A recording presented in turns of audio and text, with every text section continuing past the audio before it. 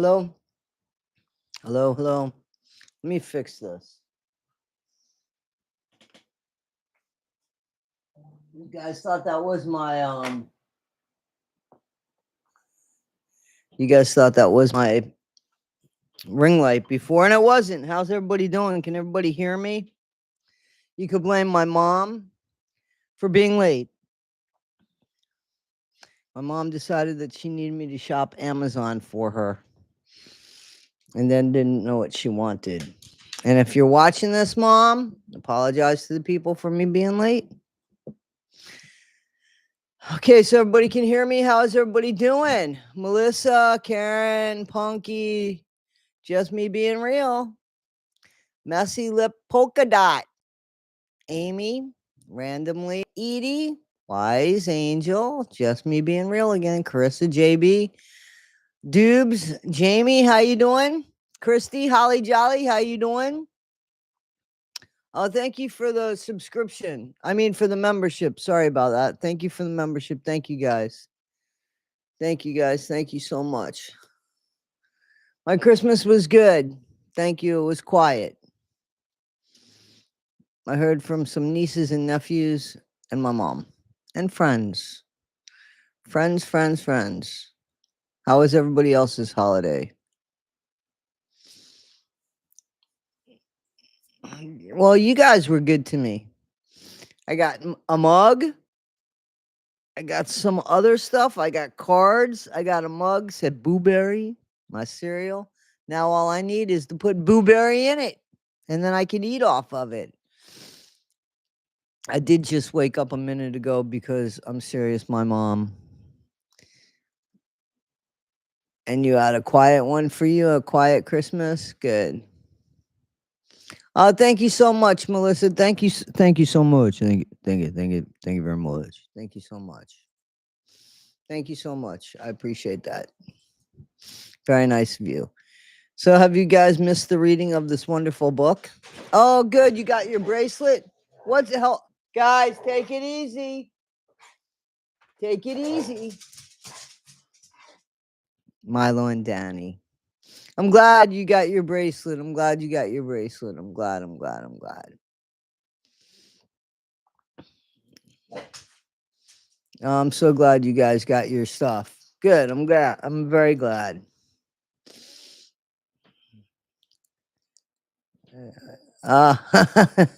You missed the smut. Okay. Yeah, Milo and Danny here. Milo's a bit old, and Danny could be a little too much for him, but she loves him. You looking at your brother? Is that your brother? Is that you? She loves you, Milo. She loves you, Bobby. I love you so much, Milo.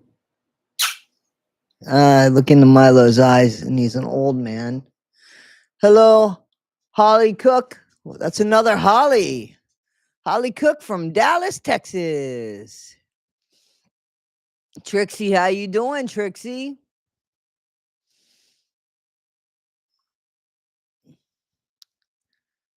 Hello, Jelly.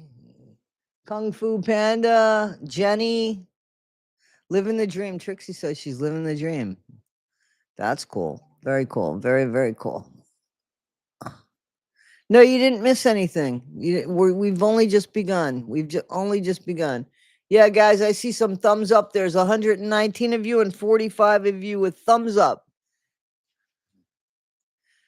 Can you please hit the thumbs up for me?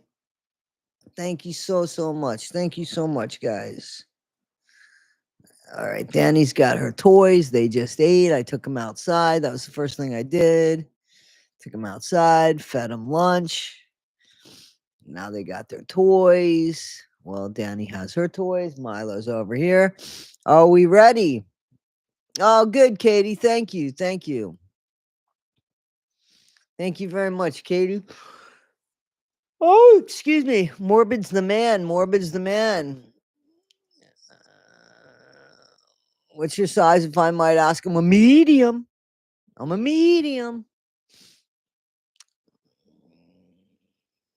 Hope all of my skippers are. I'm a medium.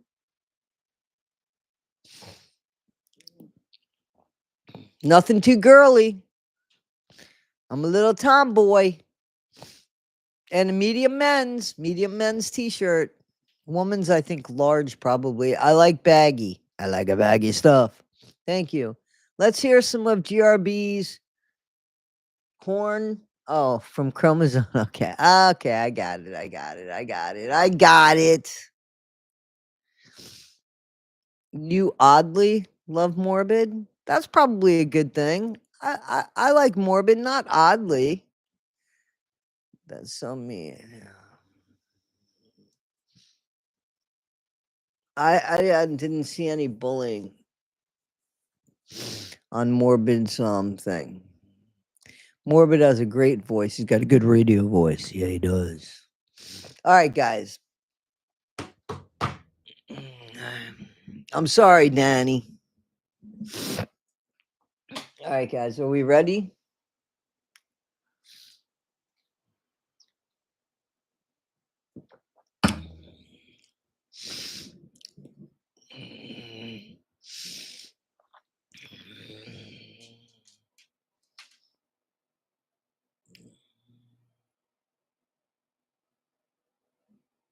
All right.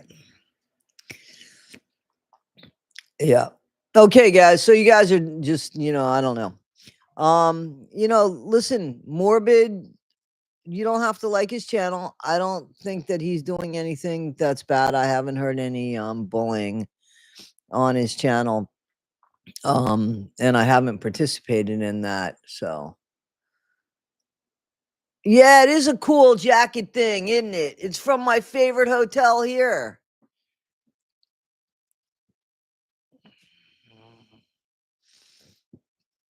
All right. Are we ready, guys? All right. Believe it or not, we're in chapter 14, and Danny has like 4 toys over by her. At some point, I might have to give them one of those freeze bones if it gets too much, because the kids are home from school and there's dogs. And I see Danny staring out the window a little bit. All right, ready? Are we ready, guys?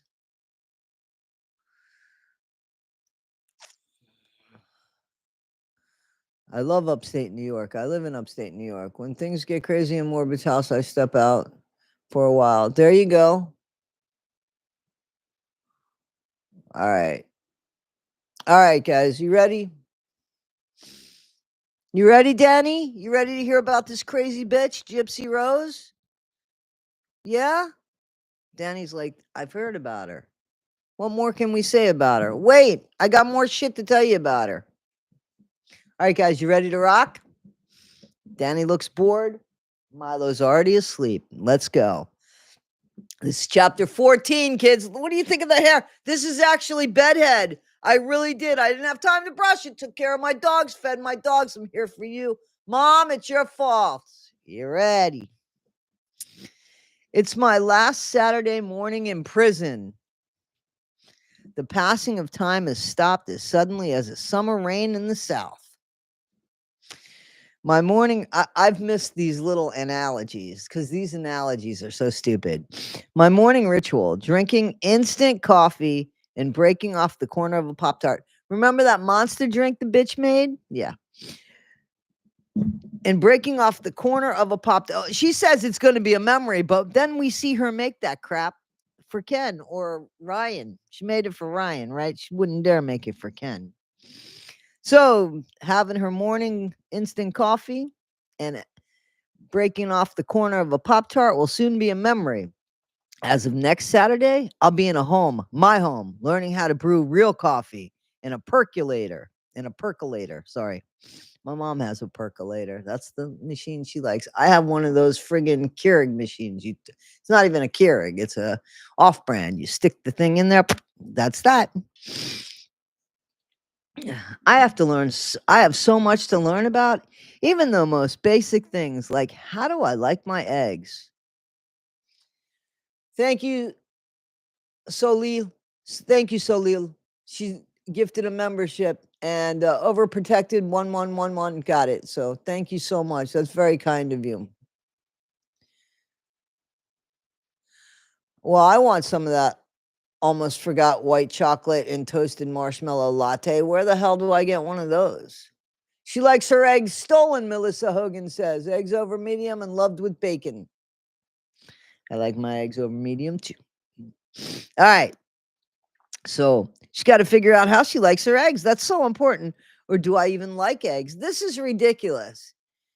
Because guess what? They have eggs in prison. I guarantee you she's eating some instant eggs. Unbelievable. Like she's never had eggs before. Like, are we so she treats herself like a fucking Martian that's just landed here, right? It's horrible. She's horrible. Do I even like eggs? Which side of the bed do I prefer? Will I pick the side I sleep on with my mother, that I slept on with my mother, or will I do the opposite, which is to say either decision will be equally governed by her? What television shows will I like? Which series will I binge watch first? Will I go for a health physical? How will I find the right therapist? Well, it doesn't matter because you don't go to therapy. Will making love freak me out? Probably because vanilla love will freak you out. Next Saturday, I will be on the incline of a learning curve with slopes that range from mundane to serious. Will there will there be mere distractions from the great regret of my life? Or will the curves be more like a roller coaster of reminders? This is the worst written book I've ever. It's even worse than what was that book? 50 Shades. Remember how it had all those analogies and errors? Yeah, this one takes the cake. On this last weekend spent at Chillicothe, are you sure you even know what prison you're in, crazy lady? I feel stiller than ever. Someone told me to enjoy the calm because this might be the quietest and most private time I will have for a very long time. I know I'll be meeting the press, and I'll be asked a million questions. Some people will be happy for me, others will hate me. Both groups will swap positions until they lose interest. No, we just hate you. I get it. I've done it myself. I've been fascinated over people, wondered what made them do things, imagined how they feel about their choices. But like a toddler catching the glimpse of a new shiny toy, I've turned my attention to the next exciting thing. Worst book ever written. I know, it's like vomit coming out of my mouth, guys. It's terrible. Let me drink some of my San Pellegrino, which I've tried a bunch of beverages, guys. I'm looking at like 6 different beverages, and the San Pellegrino is the best. I'm sick of spending my money on shit that's no good. San Pellegrino is the best. The pomegranate orange. It tastes like Hubba Bubba. Remember Hubba Bubba gum? Tastes like Hubba Bubba gum. All right. As part of my life penance, I will be accountable for my crime. Wow. But you're not. However, there is one part of my story that I will leave locked up behind bars at Chillicothe. I want to talk about it here in this book. So I know I've preserved the important details along with validating the suffering endured my mother in her final minutes. So I'm supposed to believe that she wrote this book while she was in Chillicothe? Do you guys believe it? Honestly, do you think she wrote this book when she was in Chillicothe? Or do you think she didn't write this book and somebody else did? I'll take a cookie. Thanks, Jamie Duncan. I'll take a cookie and one of your coffees. Of course, she didn't write the book. And she certainly didn't write the shit over there in Chillicothe. Are you kidding me? All right, let's continue onward. Excuse me. I got a belch. I'm sorry. Okay. June 9th, 2015. I wanted the See, she keeps referring to June 9th. The autopsy said June 10th, right? All right, so let's reread this because I just want to. As a part of my life penance, I will be accountable for my crime. That's never going to happen. However, there is one part of my story that I will leave locked up behind bars at Chillicothe. I don't know what that is. I want to talk about it here in this book. So I know I've preserved the important details along with validating the suffering endured by my mom in her final moments. June 9th, 2015. I wanted the circumstances I was living in to go away forever. When I thought of her, it was an obstacle. There's a lot of fucking obstacles in our life. You jump higher, you run around them, you climb over them. I don't give a fuck. You don't go killing your mom, dumbass. You are the obstacle. What do I have to do to get past you? Let me just end your life instead of being a strong person and standing up to you because, I can stand up to you because you're obese, mama, and you're going to be on the bed. I let Nick into my house to remove my obstacle. You showed Nick. You sent Nick an instructional video. Stop it. Mama slept with her baby pillow, the one she had since she was literally an infant. I can't help but think this woman is writing this shit or thinking this shit or telling these stories with an evil grin on her face. She killed her mom by a pillow that her mom had since she was an infant, given to her by her mom. Oh, God. Sorry, I didn't mean to do that in your ear. This is just... I really believe that Gypsy Rose is getting off on this. And she thinks it's funny.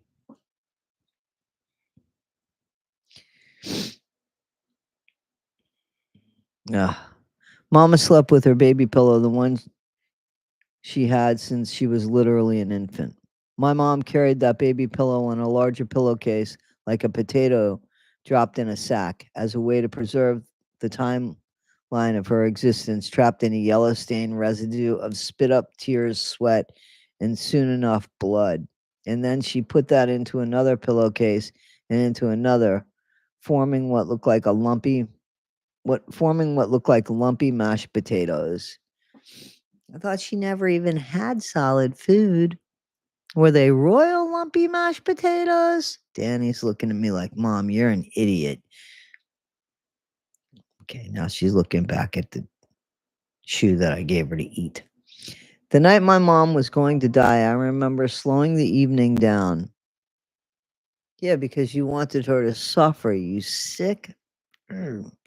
I think people would describe it as being in the moment. In the moment. You know, when you're in the moment, how you're really enjoying the moment? She's talking about unaliving her mom in the most brutal way. God. I took in my mom in a way I never had. I smelt that pillow, imprinting her scent in my memory like a hunting dog. I cried in the pillow as I spoke to it, saying, I'm sorry, but this is something I have to do. I wiped my tears, got back in my wheelchair, and found her in the kitchen, and she prepared my dinner. As she prepared my dinner, I wheeled myself to the back of her and hugged her waist. When she turned, she could see my eyes were a little wet. I love you, I said. Baby, she answered, I love you too, but I'm not dead yet. Was she really reading my mind? Guys, I don't mean to interrupt, but I was watching and I saved it. I thought we would go over it together. The crime scene. I have a video of the crime scene that I thought that we would go over together and try to figure out what happened that night with the lack of blood and all that. What do you guys think? Would you like to do that? That's a question.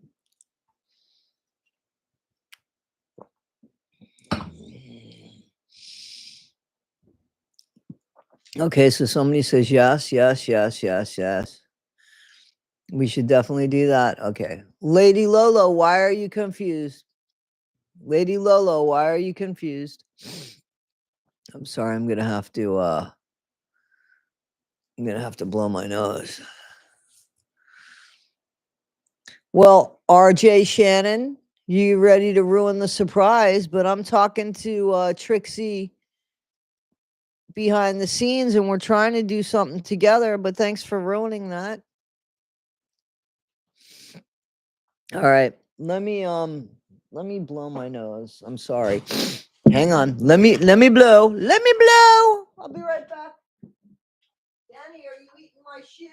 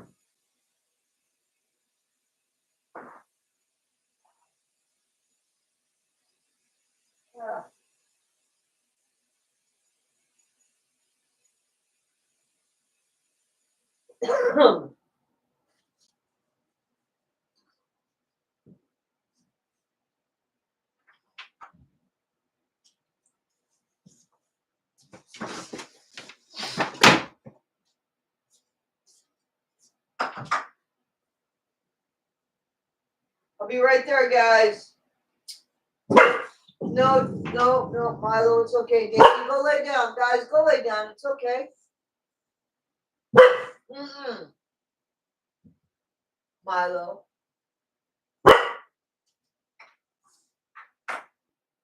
Mm-mm.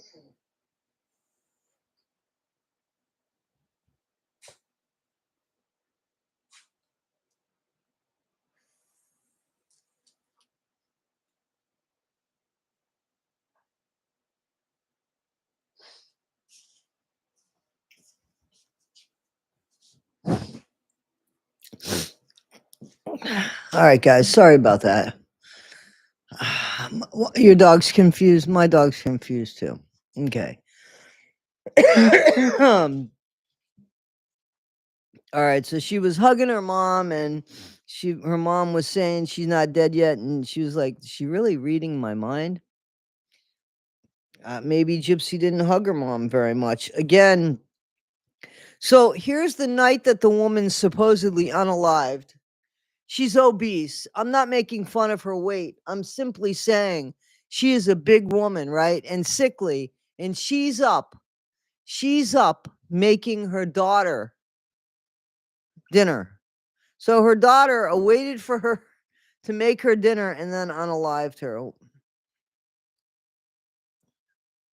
unbelievable. Okay. I love you. I said, baby, she answered. I love you too, but I'm not dead yet. Was she really reading my mind? I told Nick I'd leave surgical gloves outside for him and to text me when he was ready to come inside. I'd hand the knife to him then. I promised I'd paint my nails pink for him. So after dinner, my mom and I ran an errand at Walmart, watched Merlin, and painted each other's nails in liquid cotton candy. Wow. Mm-mm-mm. Piece of work. It's a piece of work, this one. I kept an eye on the clock so I could text him from a secret phone when I knew she was sleeping. It was 1:30 a.m. when I wrote him. She's asleep. I wasn't focused on what he would need to do to remove the obstacle. I just focused on the aftermath, the freedom. Would we get a dog or a cat? You have two cats. You got rid of them when you unalived your mom. You let them out in the cold, right? I guess it wasn't cold. It was July or June, but that's not the point. Like, she had two cats that she just let go. Two domestic cats that she just let go in the wild. What the hell? There was a moment when I grimaced at the thought of her being strong enough to struggle. You guys saw a picture of her. You saw pictures of Dee Dee. What? She wasn't gonna struggle. What? Okay, getting a cab now. Nick texted back. I got out of bed because I still slept with my mom. I got into the electric wheelchair and went to pee and took the 3 Vicodin. I waited for the next text. Why was she in her wheelchair? Guys, somebody tell me why she was in her wheelchair, please. She didn't use the wheelchair. There was no room in the house for her to even get through in that wheelchair. You guys know that, right?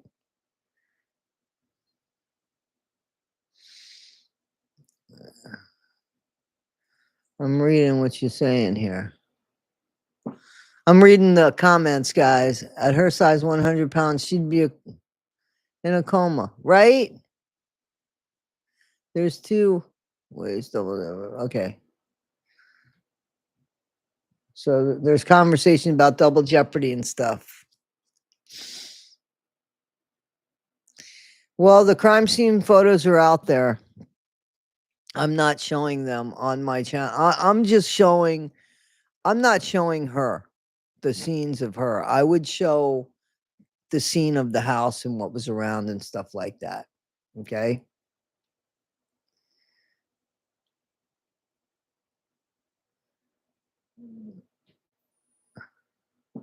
June 9th. Yeah. But the autopsy says June 10th. Hello, Starlight. That's the problem. That's what I'm thinking. All right, so let's continue on. I got out of bed because I still slept with my mom. I got into the electric wheelchair and went to pee and took 3 more Vicodin. I waited for the next text. I'm here. I rolled my wheelchair to the door and let Nick in. I still didn't dare walk, as my mom could wake at any point. Okay, where's the knife? Nick asked, all business, not noticing my nails still smelled of the pink lacquer. He was dressed in very dark sweatpants, a black graphic t-shirt with scary clowns, and a black zippered hoodie. I pulled the large kitchen knife from the couch cushion where I tried to hide so many objects from her. Nick ordered, get your ass to the bathroom. It wasn't a kitchen knife. We know that. It wasn't a kitchen knife. We know that. It was a fillet knife. So I don't understand why she said that. Sorry. Yes, sir, I said after he told me to get my ass to the bathroom. I went to the bathroom, sat on the floor, and covered my ears, except I heard everything. Nick entered the room soundlessly because there was no bedroom door. So when she finally woke up, it must have been because he was standing over her, not because of any noise. She was startled, and I remember hearing her as if her voice was muffled because I was a couple of doors down the hall with the door closed, but it sounded like she said, "Who are you?" In Nick's arrest interview, he claimed he said something like, "I am death, you will die now." But I didn't hear that. I didn't hear him say that in his interrogation. Did you?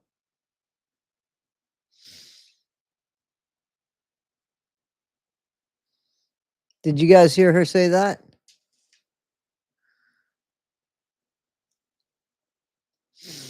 I didn't hear that.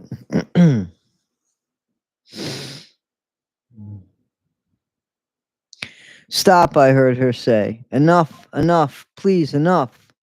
There was a pause in the ee, and then it sounded like she may have had a pool of blood in her mouth because I heard her say with a gargle, Gypsy, Gypsy. I didn't answer. I didn't go to her. I just stayed very, very still. I was trying to focus on my breathing. Yeah, because your breathing counted. There weren't thoughts going through my head at all. It was like I was locked inside a cloud with the out of reach earth spinning below me. Nothing was real. I was a simulation as I focused on taking my next breath and the next. And then I heard one sharp, help me. Oh, bitch is getting off on this. During the trial, it came out that Nick had cut the back of her neck. So I imagine that shrill of pain came then. My dad and Christy, along with my attorney, Mike Stanfield, kept the details in the photos far away from me. Are you kidding me? She's the one that wrote the plan. She's the one that sent the instructional video. Does she want us to just forget that? She is so full of shit. Like It's as if she writes it, nothing else happened beforehand with her. You know that, right? I think Gypsy's responsible for the whole damn thing. The whole damn thing.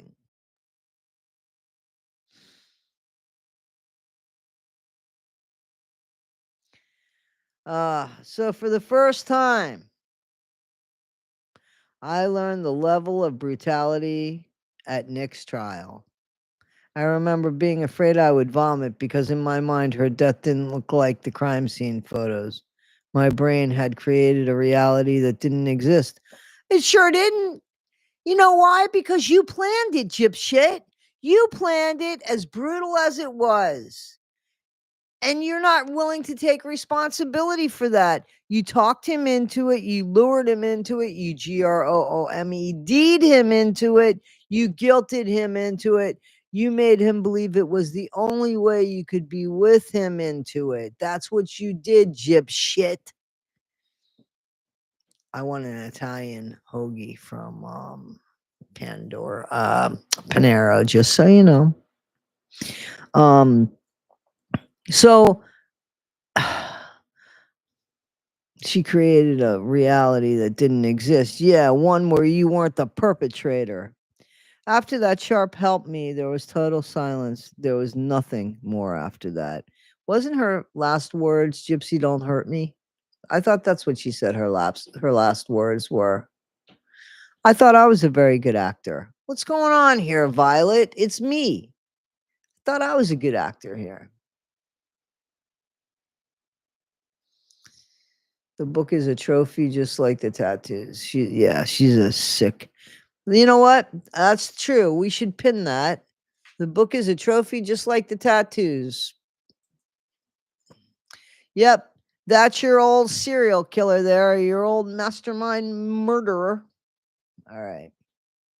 According to a case supplement report, a fellow inmate of Nick's at Greene County Jail told investigators that Nick began talking to him about what it was like to kill my mom. I don't believe it.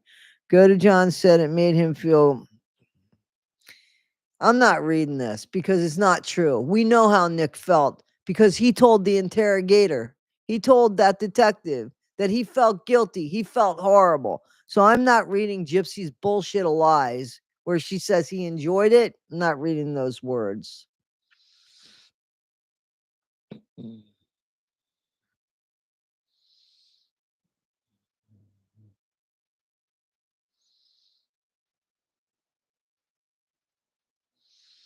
Yeah, she's talking about how many that Nick kept unaliving her and eeing her.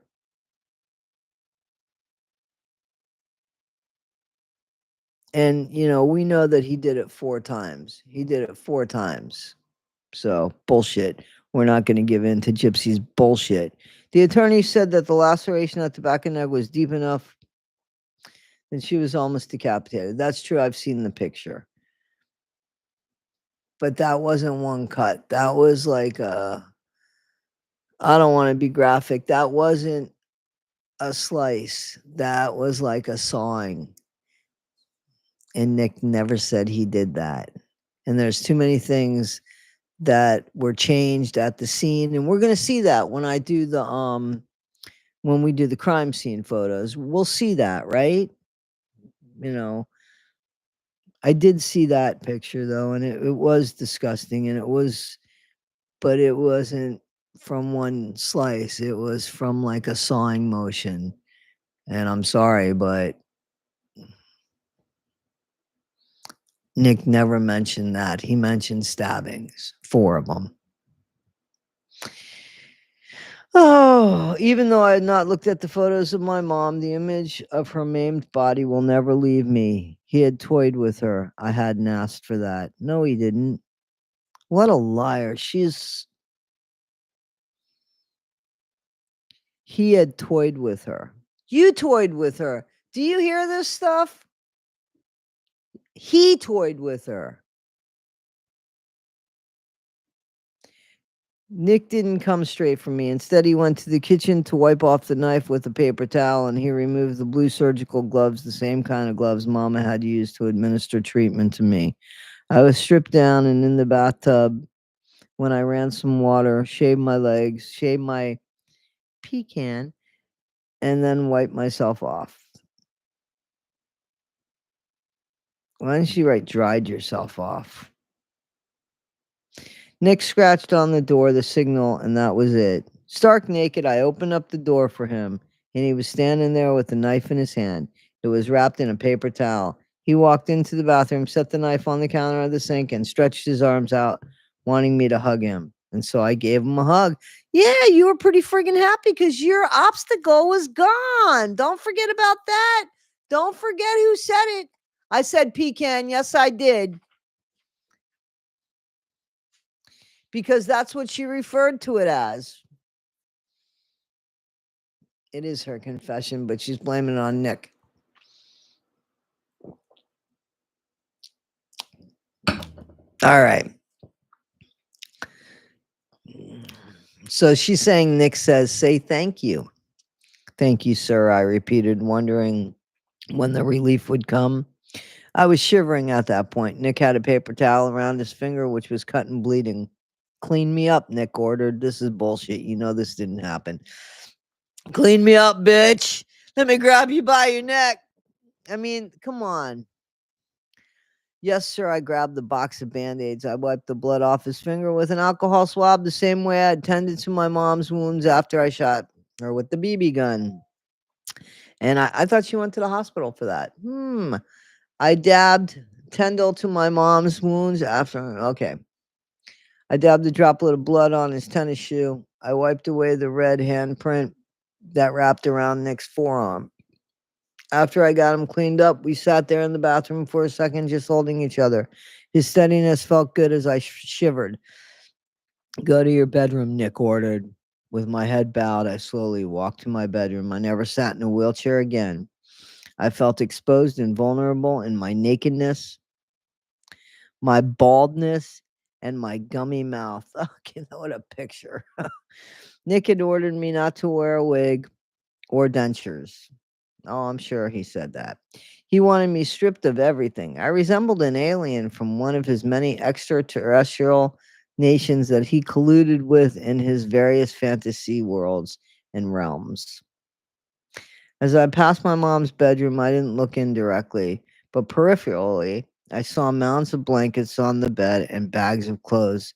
She was buried in her own chaos. Or yours. Or yours, Gypsy. Get all of the stuffed animals off the bed, Nick said as he followed me into my pink princess room. She was in her 20s, mind you.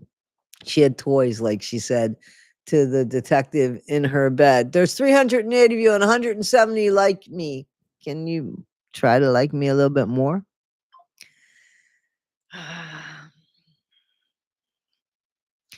So Nick said as he followed me, get all these stuffed animals off the bed, Nick said as he followed me into my pink princess room. Yes, sir. Get on the bed.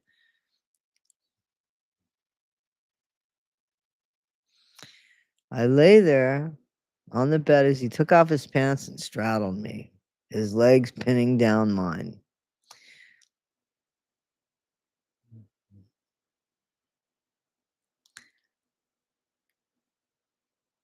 Ah.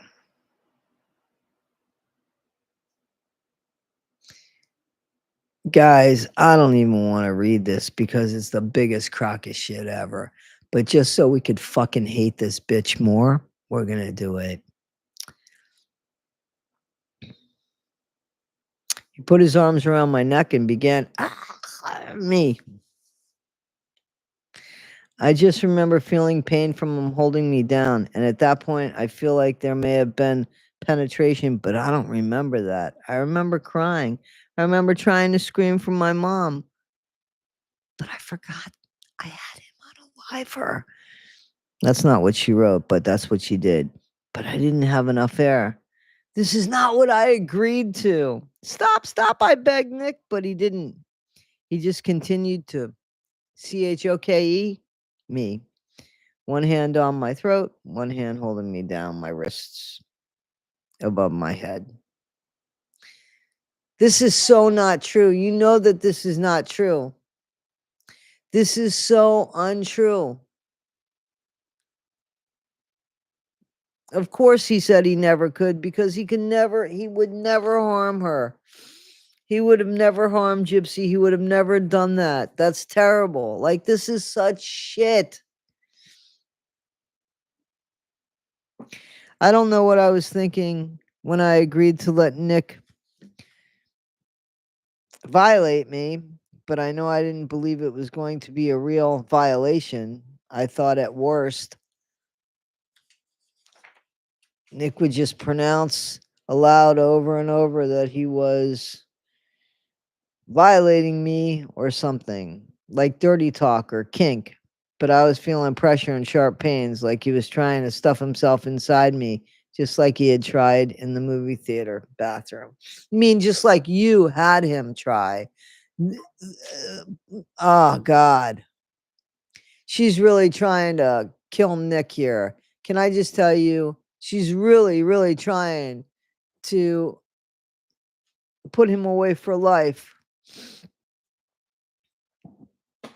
Oh, this is such a line of shit here. I kept saying stop, which looking back, I realized was only playing into his SA fantasy. After all, isn't non-consent the definition of SA?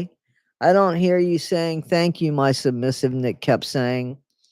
Could you see Nick saying that? He wanted me to be indebted to him and his reverence to him, and in reverence to him for doing the deed. Which deed? Fucking you? He released some pressure from his grip on my neck, enabling me to utter, "Thank you, sir." After which he still didn't seem aroused. Well, you were all gummy and shit and bald. I didn't want any of this to be happening. I felt like, but remember the brownie video? Didn't want any of this.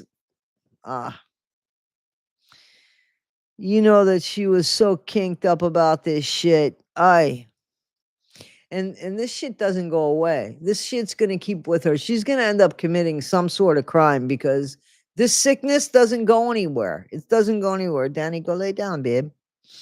Say, mommy, you're reading smut. I know. People want it. People want it. Oh, she stole a toy from Milo. She stole his llama. She feels like she succeeded. Milo, she stole the llama. All right. I didn't want any of this to be happening. I felt like he was way too rough, biting me, strangling me. Remember what she said to him? Put your marks on me. I felt like he didn't care about me or anything, that he was living out his greatest fantasy. This was your fantasy. This was your deed. This was you. And I feared that if I did not go along with it, I found that if I did not go along with it, if I found a way to wiggle out from beneath him, he'd go into the room across the hall and essay my mom.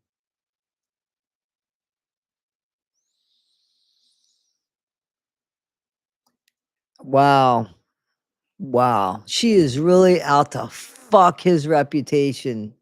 She is really out to like ruin this man worse than she already ruined him. You know that? Who's taking a puppy break?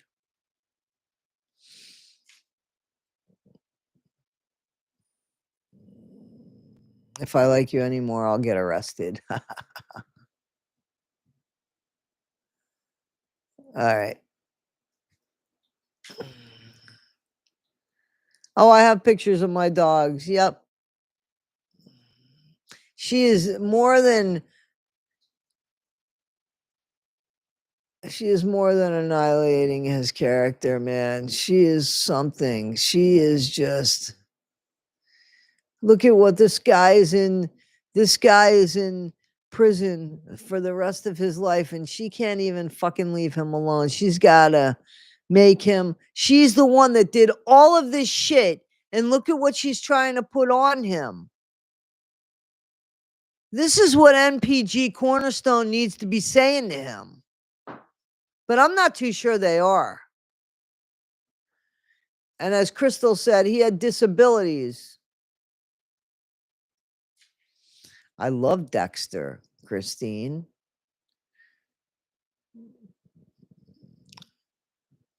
All right. Okay.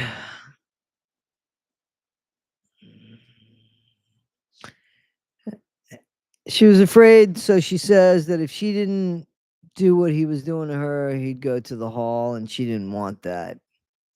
Just unalive her. At Nick's trial, the defense asked me if Nick essayed me, and I said no because I felt like that's what I had to say. I heard the attorney say to me, "You agreed to it. You said that you knew you'd be essayed that night, so you wanted it." When you hear something like that, you know no matter what you say, even if it's how much it hurt, how many times you said stop or no or cried, the interrogators are looking for one answer, one that affirms their line of questioning. So regretfully, I said no. He didn't essay me, but to me, it was. I said no. I said stop. I cried for my mom who was dead. You unalived your mom and you had sex in the room right after, and you shaved and you liked it and you were horny for it and you wanted it, and admit it because that's what happened, you sick. You know, I hope your daughter reads this. I really do. I hope your daughter reads it. But here's the bad bit. There's going to be kids that already read this shit, and they're going to be bullying Gypsy's daughter when she's 10 years old and doesn't even know what the words mean. But growing up with Gypsy, I'm sure she will. There wasn't a moment when Nick finished, per se. There was no moan or release or semen to wipe off because he didn't get off on you. You didn't make him come. He never orgasmed with you, you pathetic piece of lay me down and just do me dirty. He just stopped because he got bored with a Gypsy. He said later he wasn't getting any pleasure. Nope, he wasn't. There is a lapse in my memory, so I don't know if I blacked out or just passed out from exhaustion. But the next thing I remember is Nick picking out some clothes for me and stuffing them in a suitcase. The sound of the zipper felt so final. While we waited for the taxi to arrive, Nick ordered me to clean the little bits of blood trailing from my mom's room to the kitchen, where he initially washed himself off. I took some baby wipes and cleaned the blood. And Danny's grabbing the other Nike. Spots up. Up. Sorry. Sorry. All right. I took some baby wipes and cleaned the blood spots up, not thinking about their origin. I grabbed my mom's money. I grabbed my mom's money pouch with $4,000. It was more. They found about 8 grand, I thought. And the rest of the Vicodin and Oxy. Say thank you, sir. Thank you, sir. I removed pictures from the walls and put them in the trash bags, which we took out to the curb. My logic was that if there were no pictures of me, maybe nobody would know I lived there, and everyone would forget all about me. I imagine that when the police found her, they'd write in their notepads that Claudine Dee Dee Blanchard was just a single woman living in the world alone, all by herself. In many ways, she had been. What about all the neighbors that knew who you were? What about the wheelchair that your mom wouldn't fit in? The 4 that were in the house that your mom wouldn't fit in? What about the second bedroom? What about the shit toys all over the place? Why do you think she really took those pictures? Those pictures were taken down for a reason. Why do you think they were taken down? They weren't so that Gypsy didn't appear to live in the house, because come on, that doesn't make any sense. But why do you think that they were taken down? Because I haven't quite figured that one out yet. Guys, 337 of you. Wow. I think this is the most I've ever had in a 330 now. That's the most I've ever had in a live stream. Thank you so much. Thank you so much, guys. Thank you. The Hideout from Hell, chapter 15.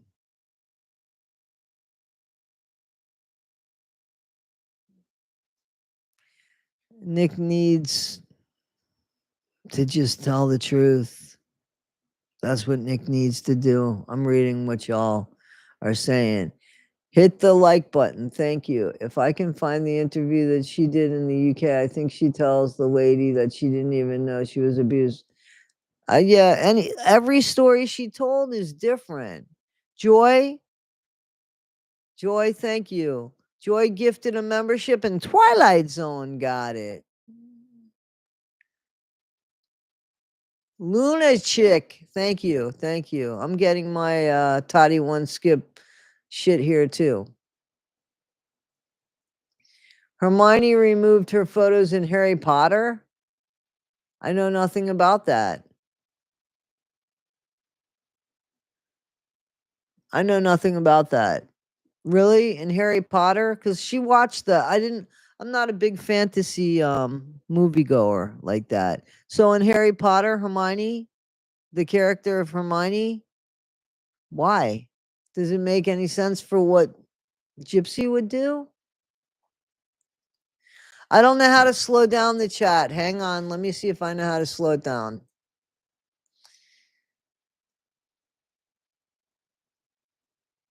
I don't know how to slow down the chat. Does anybody know how to slow down the chat to tell me how?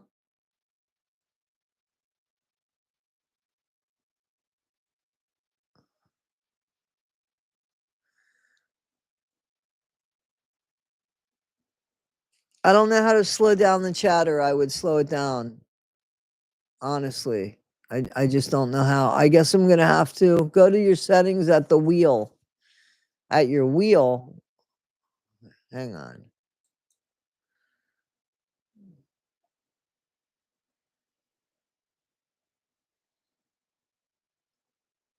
I don't think that that's the thing you wanted me to do. I'm going to have to look into that next time. I'm sorry.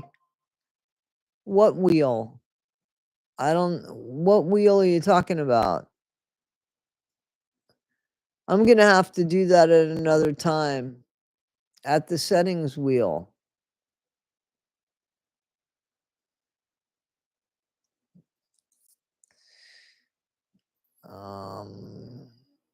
I don't want to spend too much time on this because I don't know how to do it. I found how do I get to Toddy real fast? Yeah, I don't know.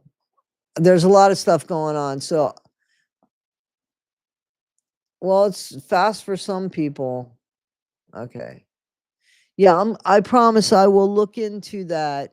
Holly Jolly, if you would remind me, if you're still in the chat, if you would remind me to figure out how to slow down the chat for people in the future, that'd be great. Sorry about that. It slowed down. It probably slows down when you all slow down. Not that I'm asking you to slow down. Thank you, Holly Jolly. No, did he upload or was it the same photo, Christy? Was it the photo at the Breakers? Go to YouTube Studio and go to content, then go to current video and then click settings. Okay, well, I'm going to do that at a later date. How about that? I will do that at a later date because, yeah. I'll do that at a later date. Okay, guys, so let's continue on. Chapter 15, The Hideout from Hell. Guys, how many people are smoking pot while I'm sitting here doing this? Hands up. I have a lot in there. How many people are eating edibles while I'm doing this? How many people are misbehaving while I'm doing this? Guilty, guilty, guilty. Oh, so you guys are sitting here. So, okay, all right. Well, I'm gonna step away for a moment and I'm gonna inhale and I'll be right back. Will you guys give me 1 second? I also want to get some more of my beverage. So I'll be right back. Milo, I didn't mean to scare you.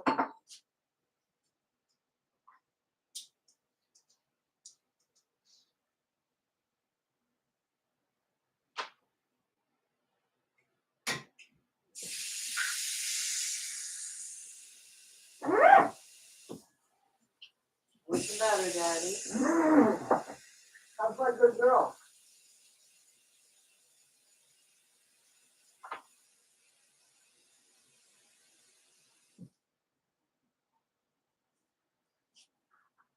How's my goodest girl?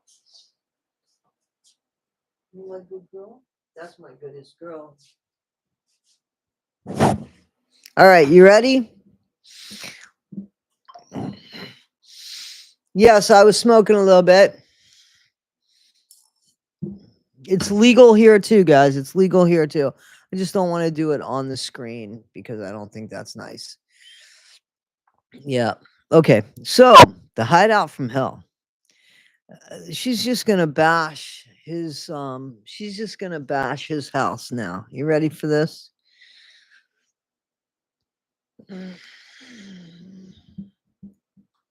Nick had booked a room at Days Inn in Springfield. It was dawn by the time we checked in. The plan was to take the bus to Wisconsin later that day, except there weren't 2 bus tickets available until 2 days later on June 12th because Gyps shit didn't plan her escape because she wasn't going to leave with Nick. So we holed up in the hotel, ordering a pizza every day while I ate painkillers in between meals. This is bullshit. This is bullshit.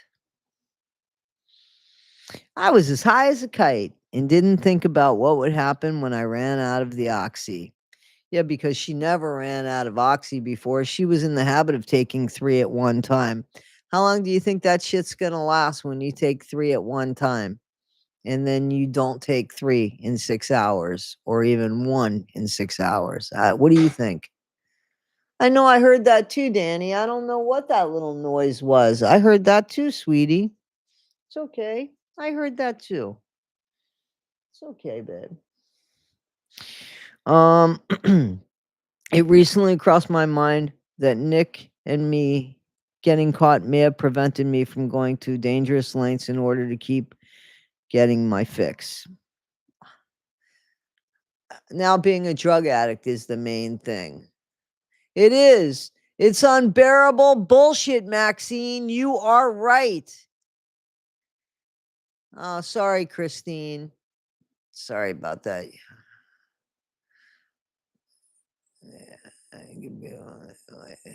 Cherokee girl, you will refer to. Okay, I'm going to stop reading the chat. Kathy Hanna, RL. I just want to say hi to some of you guys. Holly Cook, no thanks you. Christine Micro, Carissa Silnat. How you doing, Christy? No thanks you. Catherine B, Amy Bones, Cherokee Girl, the Random Blonde.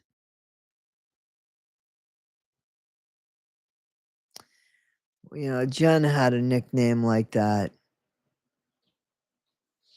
Sorry about that. That caught me off guard. I wasn't sure if you were ready to go public. Drug test and pain management, and I take them. Sorry, my mom is stealing my attention. She didn't get okay. Happy Boxing Day to those in the UK. I love the idea of regifting things that you won't use and give to people. Dip me in glitter. I love everyone's names too. Erica, how you doing? Yeah, I'm sure that the IRS wants everyone on edibles at lunchtime.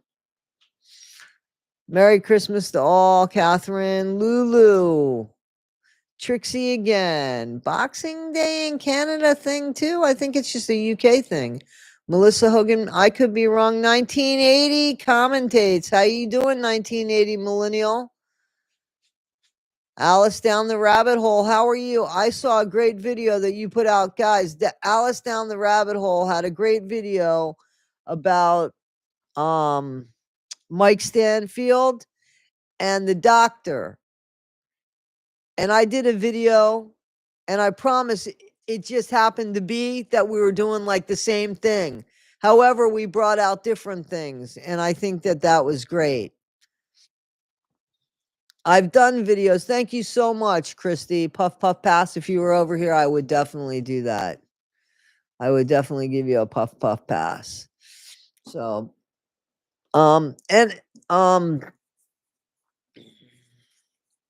yes, I love Alice too, Amanda.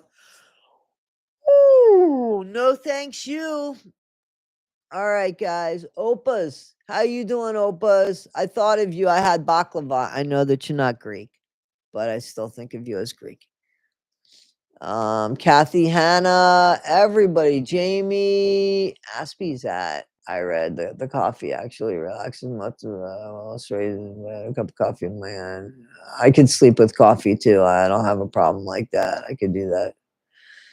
Okay. Gyps-A'hooooy!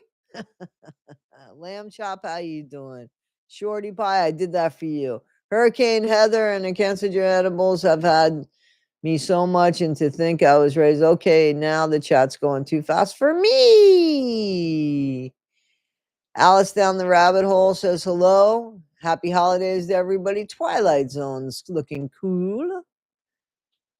Christy. Ooh, the train wreck of Gypsy Rose. Edibles can only be prescribed by a GP in the UK. Yeah, that's sad. It's a sad, sad situation. All right, guys, you ready to go? Gyps-A'hooooy!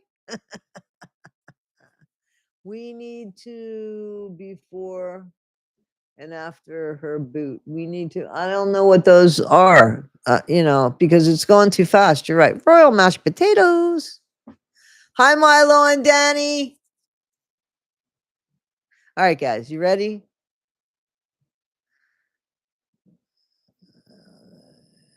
All right.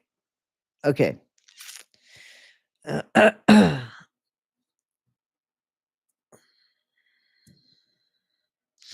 This thing with her, I mean, she's going in hard about these pain pills, and you know that they drug tested her when she got picked up, and she did not have anything in her system, and she didn't go through any kind of withdrawals. And if you're taking 3 Vicodin and you could walk, I don't even care if they're 5 milligrams. If you're taking 15, listen, man, I take pain medicine. I take pain medicine. If I took 2 of my pain pills and they're about that strength, I would be loopy as fuck. If I took 3, I would be out. If I had an immunity so that 3 I could function with, you bet your ass if I didn't take anything in the next 4 hours, I'd be itching up a storm. I'd be nauseous as fuck. I'd be going through withdrawals. I'd be having the heats, and you'd be doing that, right? So she's full of shit. She is full of shit. And she's just trying to make her story more more interesting. You know what I'm saying? And it's bullshit. She said Vicodin and Oxy, but it doesn't matter because still 3 Vicodin, it'll knock you on your ass if you're not used to it. And if you are that you take 3 a day, if you don't take something in 4 hours, you're sick. So I was a drugs counselor, man.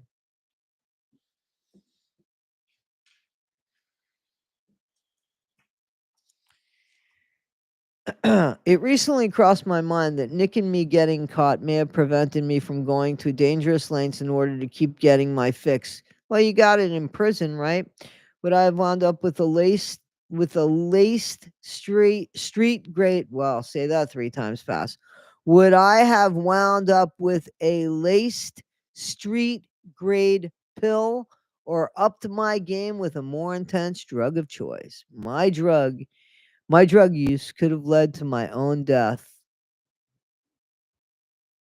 You know what I'm thinking, right? You know what I'm thinking, right? You guys do know what I'm thinking, right? During the trial, a damning video of Nick that I had recorded on my phone was shown. Here, this is the way she talks about her mistakes. During the trial, a damning video of Nick that I recorded on my own phone was shown. I giggled incessantly.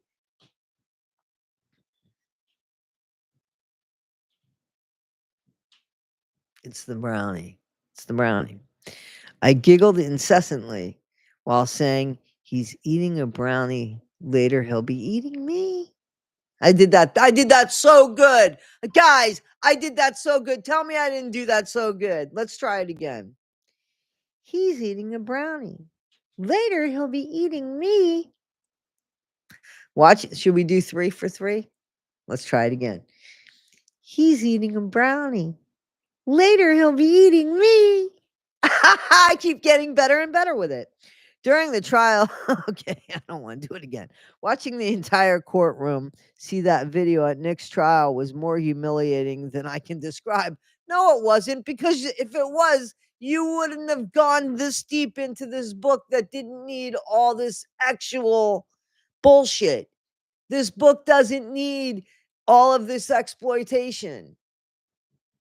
But you have no problem. You get off on it, Gypsy. So you got off on people doing that. Even your dad. No doubt in my mind, you got off on your dad hearing this shit. Watching the entire courtroom see the video at Nick's trial was more humiliating than I can describe. But I listen to that recording now and I get off on it. And it's obvious, and it's so obvious I'm in La La Land. In fact, I was high all the way through my initial interrogation in Wisconsin. Oh, God, what a fucking liar. The morning we were to finally depart from the bus depot, Nick and I had decided to discard the knife. At first, he suggested that I put it in my backpack and take it on the bus ride to Wisconsin. I had never been on a bus and was afraid I'd have to pass through the metal detectors, so I said, let's mail it. Nobody thought, oh, let's chuck it in a river. Oh, let's throw it in a garbage can. Oh, let's throw it down a sewer. I mean, let's fucking just mail it. Come on. I didn't even think it would be different than when people purchase kitchen knives on the internet and have them shipped. No big deal. So we put the knife in a manila envelope and mailed it to Nick's parents' house. Happy Christmas, Nick's parents. I even put my return address on it. I was proud. Reality was not a place I resided in. The knife made it safe and sound to its destination and was eventually recovered by detectives. It was used as evidence against us both after it was found hidden in Nick's closet. It wasn't found hidden in Nick's closet. Nick said where it was. He told the detective. Didn't you listen, Gypsy Rose?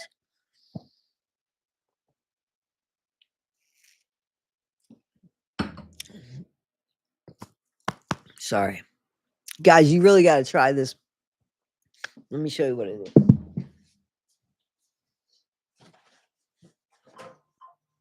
Even if you guys get one, if you like Hubba Bubba, this is the stuff. And it's like 120 calories. San Pellegrino, it's pomegranate and orange. And it's really good. And it definitely tastes like Hubba Bubba. And there's juice in it, just so you know. And there's absolutely no stevia or anything like that. Thank you for the $3. I can't see whose name it was, but thank you. Thank you. Oh, Buttons Bichon. Buttons Bichon. Thank you so much. Thank you. Thank you. Thank you. I'm trying to pin it or something. Thank you so much. Anyway, guys, if you like Hubba Bubba bubble gum, old school Hubba Bubble, this is so good. It really is. It's really good stuff. And I'm not getting any kind of money for that. Like, nobody's plugging me. Nobody's plugging me. I wish they'd give me that shit because I drink a lot of it. All right. Now, this other stuff I bought is pretty good too. Just so, because we talk about things that we eat, drink, and smoke, right? This was pretty good. This is second best here. I got it on Amazon, and it's green apple. It's green apple seltzer water. So that's pretty good too. All right, guys. Now I share my stuff with you. All right. After we dropped off our mail, we ate at the Waffle House. Okay, so now she's back. They're back now.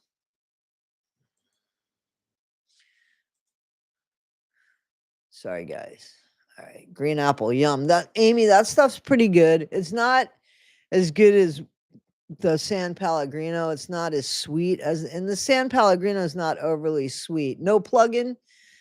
All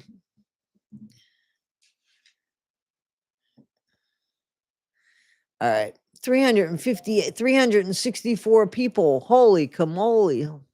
Yeah, you guys should give it a shot. All right. So she says that after, so after they dropped off the knife and mailed it to Nick's parents, Merry Christmas, we ate at the Waffle House. I wasn't used to eating or drinking. She just got done telling us that she ate pizza. Are you kidding me? She ate pizza.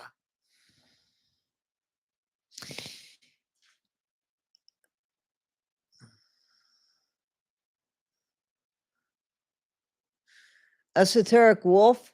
I could probably get a plug for that. Okay. That would be good. I don't know that they need that though. Probably not. Anyway.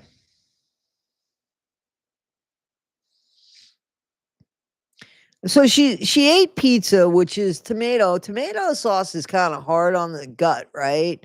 And pizza crust and all that. Never thought about that. But when she went to Waffle House, she wasn't used to eating or drinking.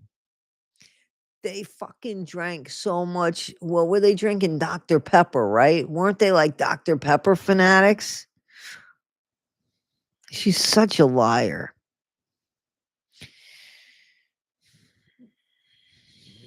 So she wasn't used to eating or drinking, and the drugs made her nauseous. So mind you, she was supposedly 3 Vicodin with an empty stomach. Come on, people. So the short stack and chocolate milk I ordered made me sick to my stomach.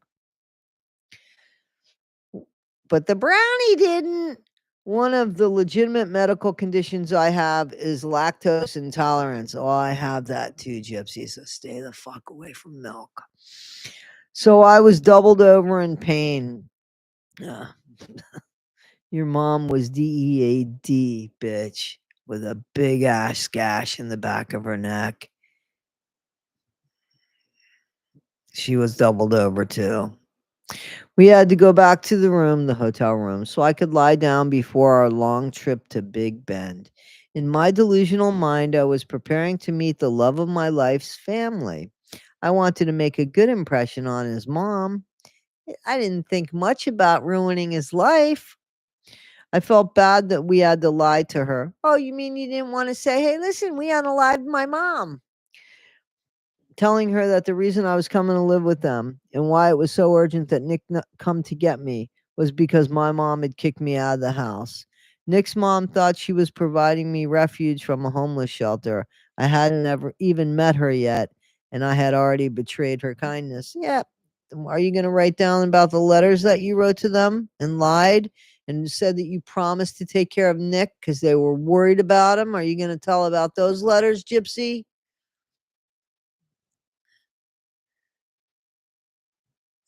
Does Pediasure have? Oh, Pediasure does.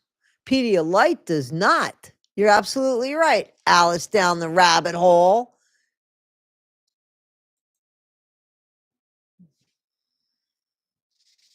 It wouldn't let me do that to that.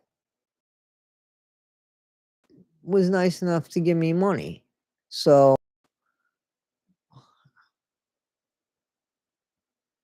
I really wanted to pin that.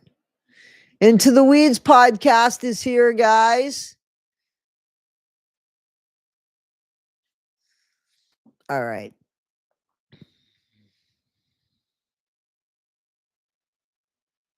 The entire time with Nick's family over the course of about 2 days, we stayed upstairs in Nick's room until I went downstairs and wanted to make Nick my man macaroni and cheese.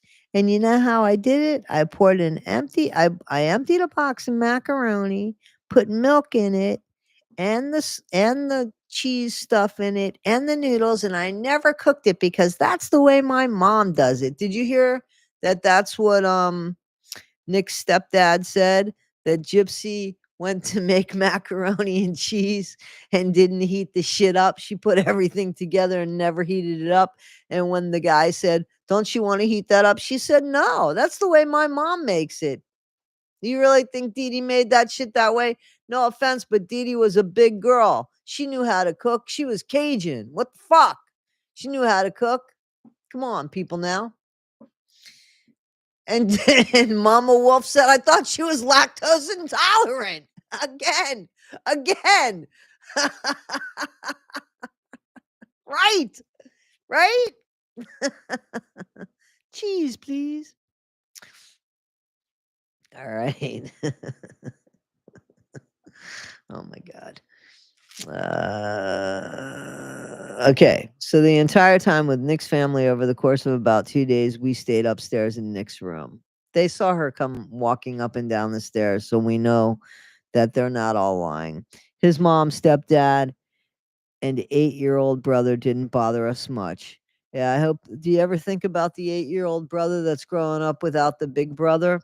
You ever think about the big brother that's missing out on the 8-year-old brother? How about the mom that's no longer here for the 8-year-old brother? How about that, Gypsy?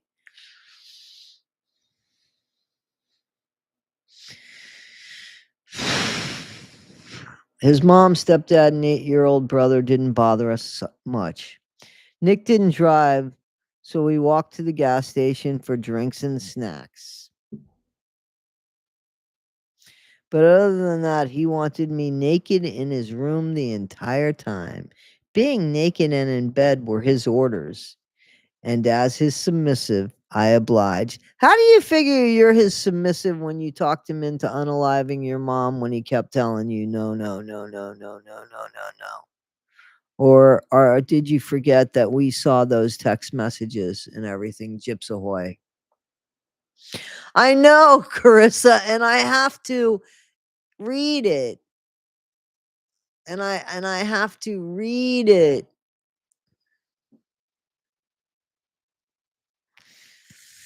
Mm.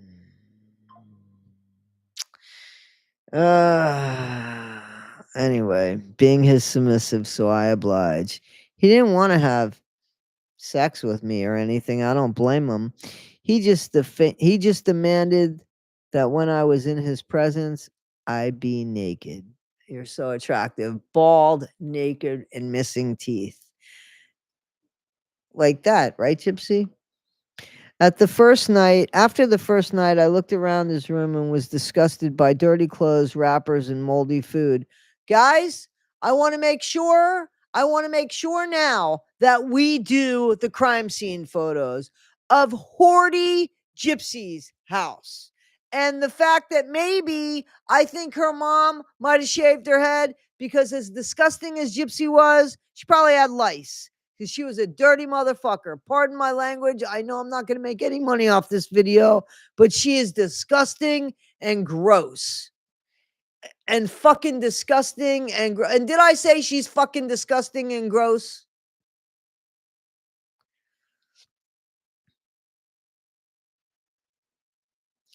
He hoarded like my mom had. Your mom didn't hoard in your room. What's the excuse for your room? Your mom couldn't get around places. So come on, man. So full of shit. She keeps dirty homes everywhere. We've seen it everywhere, right? It can't be all these homes and not her. She's a fucking filth bomb. I can't. I. She destroys everything. It's not enough this guy's sitting in prison.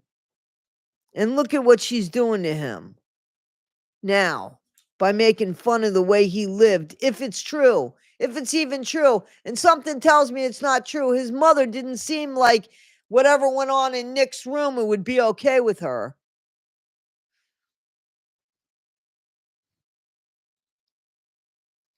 Man, what a piece of shit she is.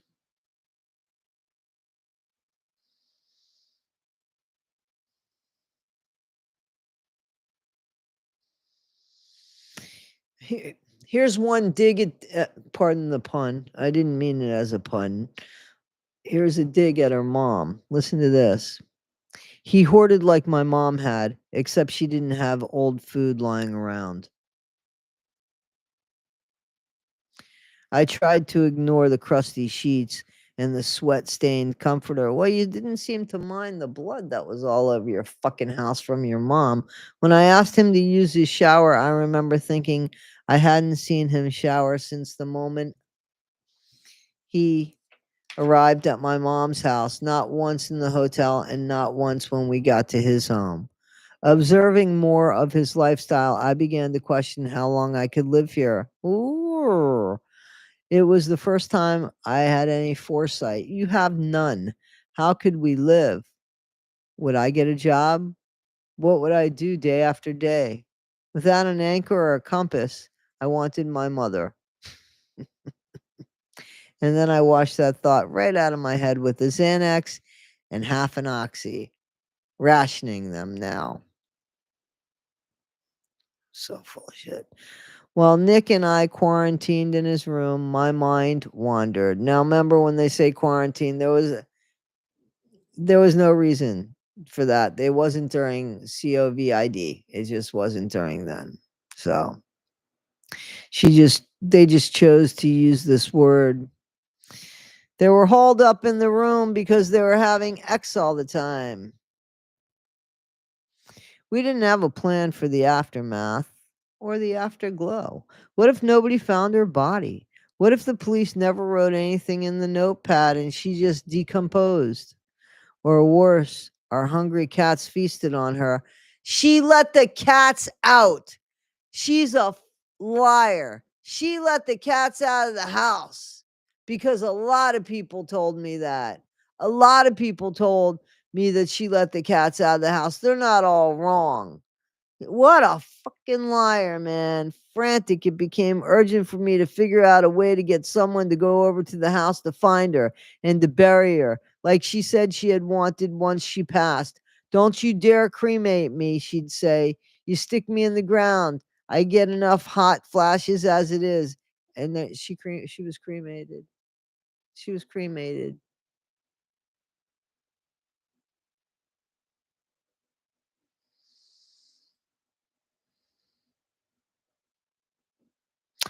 I logged on to mine and Dee Dee's joint Facebook account and changed the status to "That bitch is dead." It was the complete opposite logic of removing the pictures of myself from the wall. Now, instead of wiping clean my existence, I hope to lure people in because they knew of my existence and that I'd never post such a thing. Almost immediately, people thought we were hacked and messaged us asking if everything was okay. One person even wondered if we were watching a movie. Worried that nobody was concerned enough, I elaborated, posting, I fucking, this is all capitalized, slash that fat pig uh, and essayed her sweet, innocent daughter. Her scream was so effing loud, lol. Gypsy wrote this shit. This is the shit that was inside of her head. And no doubt she got off on it. The police were called and the search for me began. Unbeknownst to me, the media went wild with the story. Our neighbor, Aaliyah, knew about my secret boyfriend and Facebook page. After I had a rare moment with her alone and confided in her, trying to connect with a girl my age on subject matter I guessed was relatable. Boys.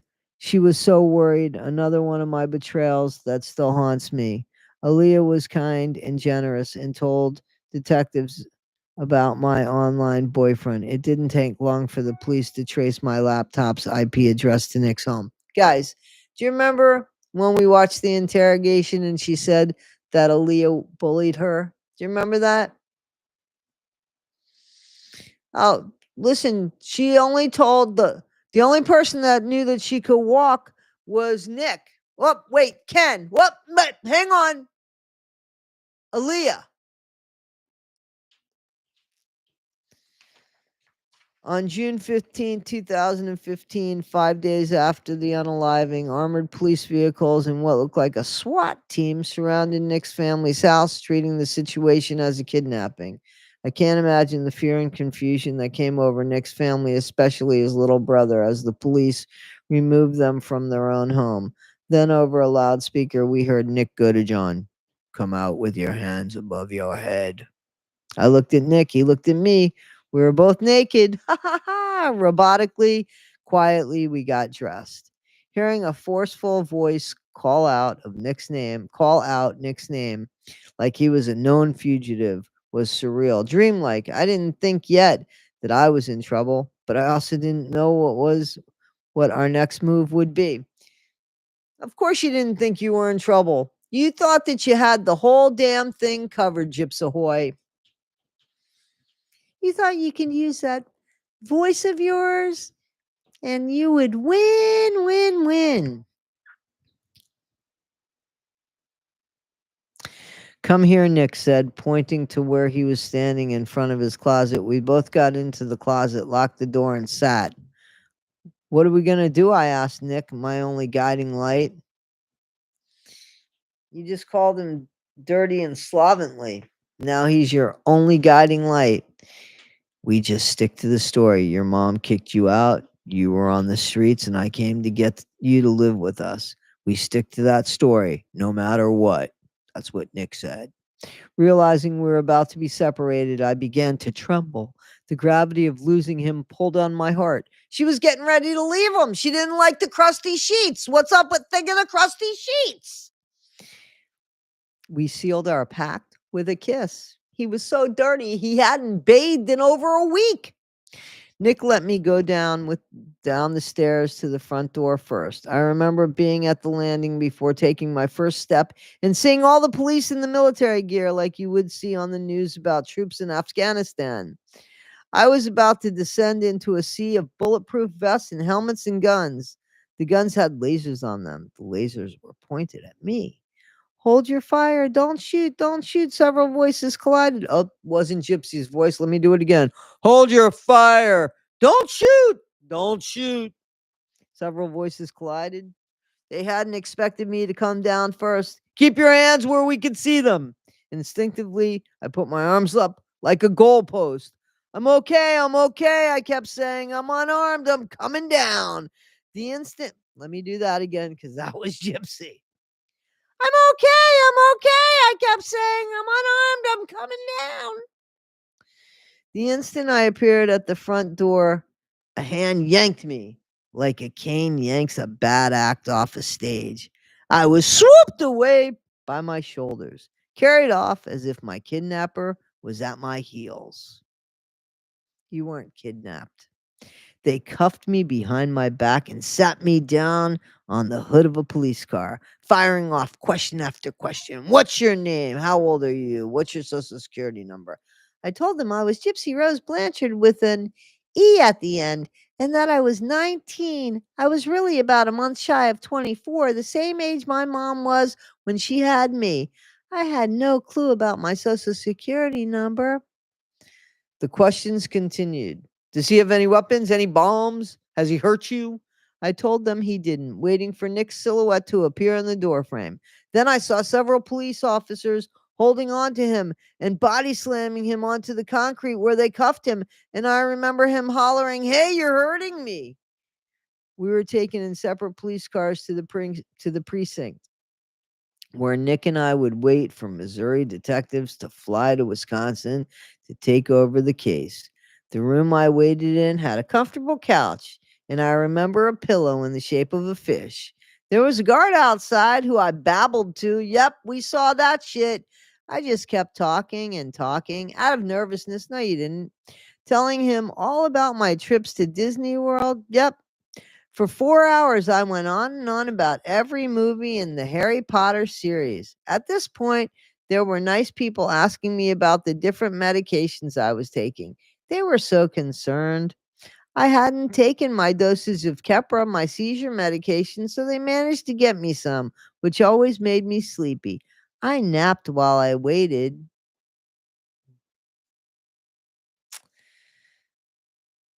Do you know what Nick was like?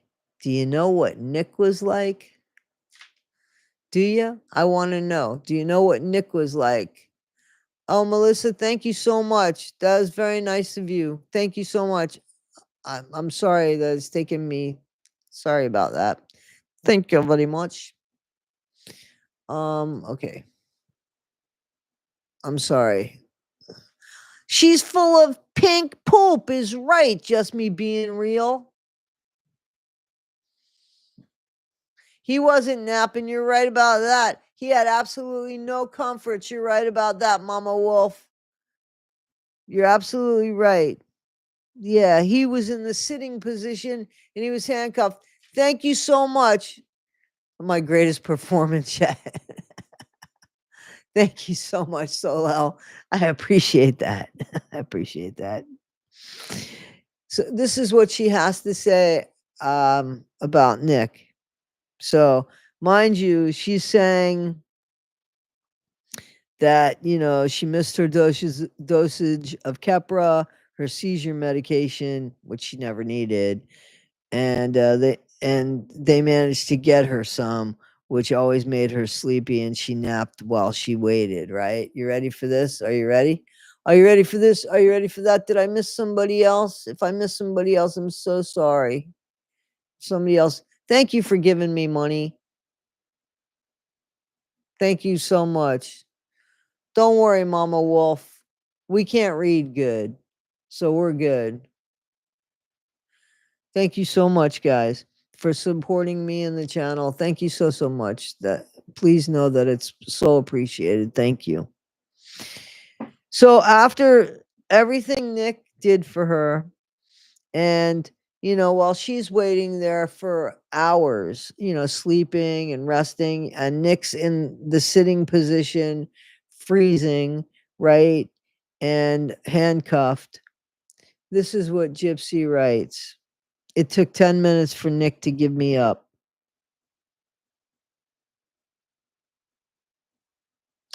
Took 10 minutes for Nick to give me up. And here she lies. Because remember when we were reading the thing when we were watching her interrogation? She said I didn't trail too far behind that. She lied throughout the whole fucking thing. And we know that. Mama Wolf, welcome. Thank you. Welcome and thank you.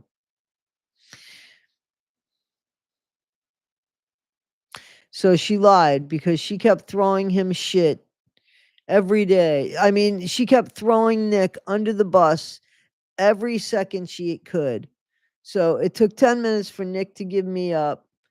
I didn't trail too far behind that. Detective Stan Hancock questioned me while Nick had a female detective, Angela Mahoney, questioned him. We stuck to the story as long as a wet noodle sticks to a wall, and then it was every man for himself. How the hell do you know how long a wet noodle sticks to a wall? That's what I want to know.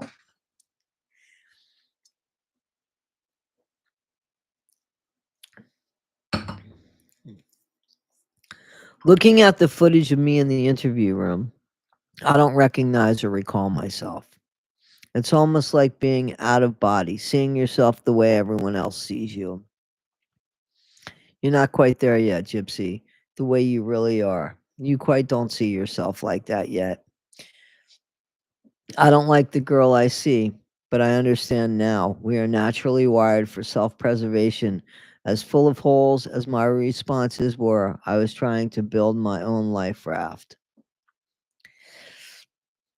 That's the best analogy or the best little thing that they had in that sentence alone.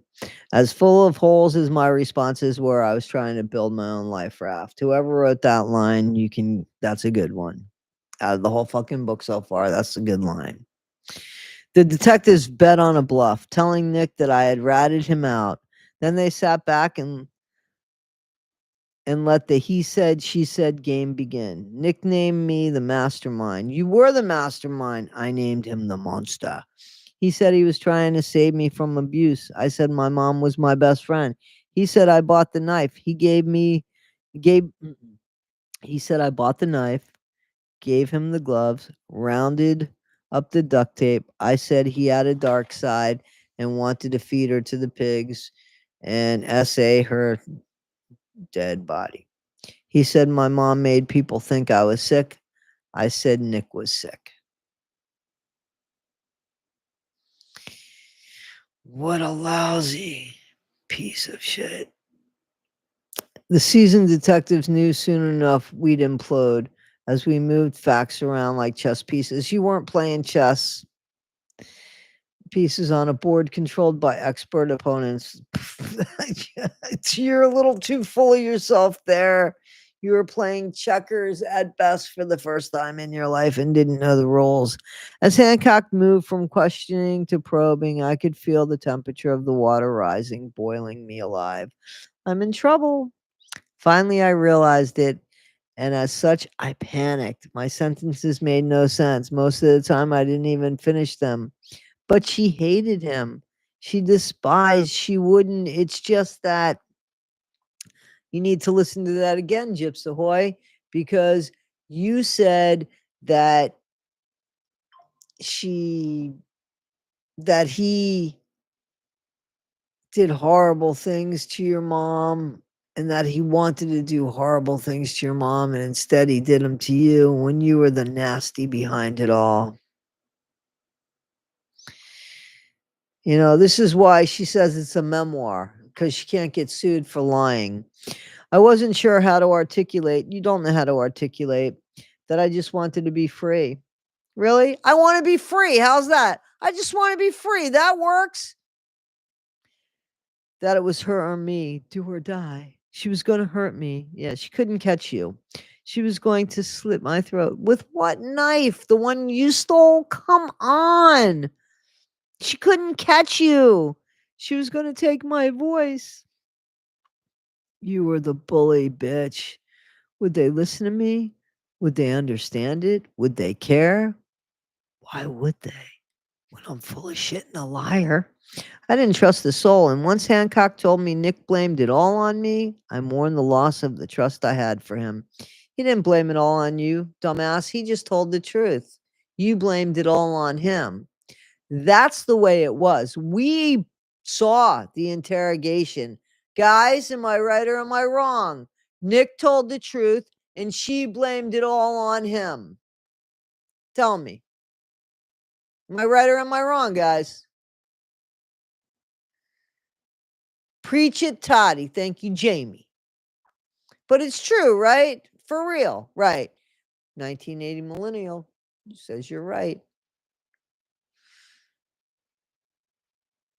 10 gifted memberships. Wow. Thank you so much. I'm not even being sarcastic. And a bunch of people got them. Wow. Silnat says I'm right. Dubes8 says I'm right. I always want to smoke a joint when I see your name, Dubes8. Right? The Alice down the rabbit hole. That was really nice, right? Amy Bones? She's seriously pathological. Absolutely right, Mama Wolf. All right.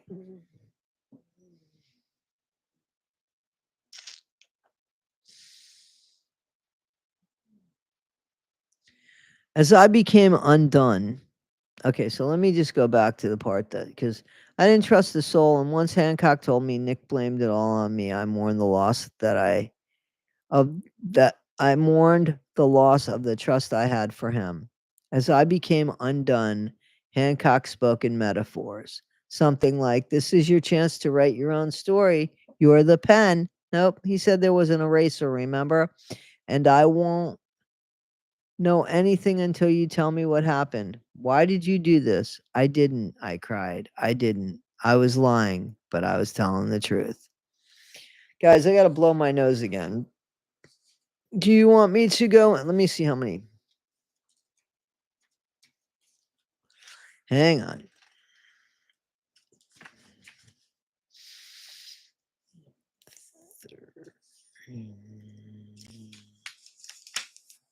There's only 4 pages to chapter 16.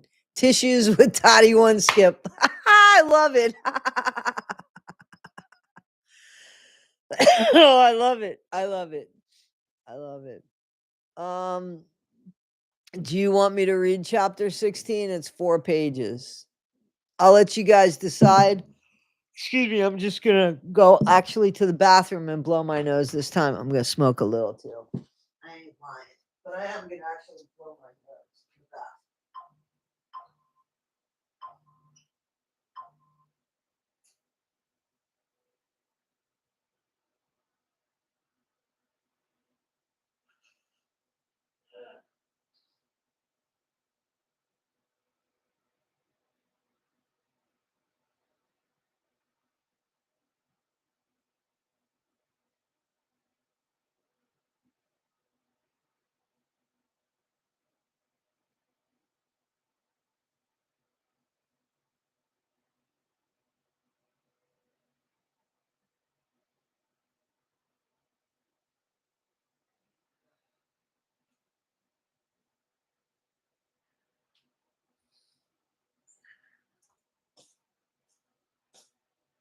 My nose is bleeding.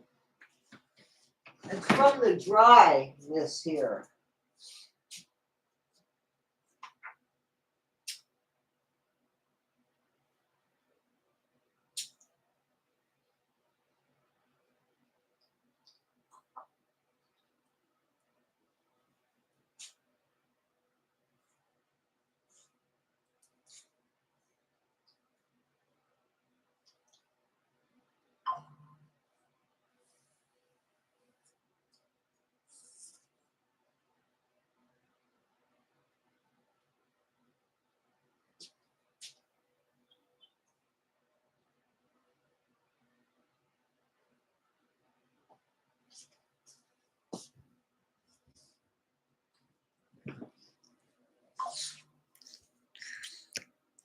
Danny's laying on the bed, but she's resting her head on the side of the crate.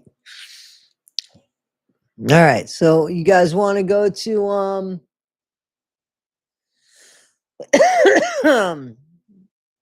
I'm a sativa kind of girl too. So no, I need to do the neti pot, which I'm gonna do to get some relief. But do you want to keep reading? Okay, so I'm hearing yes. Okay. Yeah, she was cremated. It is sad, especially if that's not what she wanted. You know, Gypsy's a piece of shit. All right. Let's go. Chapter 16, County Jail. Something I'm very familiar with. Why, you say? Because I used to work in one. All right, guys. There's 367 of you. Thank you so much. Thank you so much. Navage is good. I heard about that, but I like the neti pot, and I have it. So I will do that. It makes my nose run for like a half hour afterwards. I don't want to do that on screen. So here we go. Chapter 16, County Jail. My kids are saying, Mom, you've read better books to us about Lassie and Benji. By the time I asked for a lawyer, Nick and I had already been charged with the exact same crime. First degree unaliving with armed criminal action, and we were moved to Waukesha County Jail. It didn't matter whose hand held the knife or whose impulse it was to try to cut a dead woman's head off. The police didn't see a distinction between Nick and me. Outside of Nick's house, sitting on the police car, I was never read my Miranda rights, so I hadn't thought I was under arrest. If I had watched detective shows instead of Disney Channel, maybe I would have known to lawyer up, but I'm glad I didn't. I needed what happened next to happen. I smell and call bullshit. It turned out that my little nest egg of $4,000 wasn't enough to retain an OJ dream team. So I was assigned a public defender who would see me through an arraignment until I would be extradited to Missouri, where I would begin to defend my case. During those 3 days in county, I didn't know who to call for help other than Nick. Who else do I have in this world other than him? I didn't have any phone numbers. The only phone number I knew was my own, and nobody was there.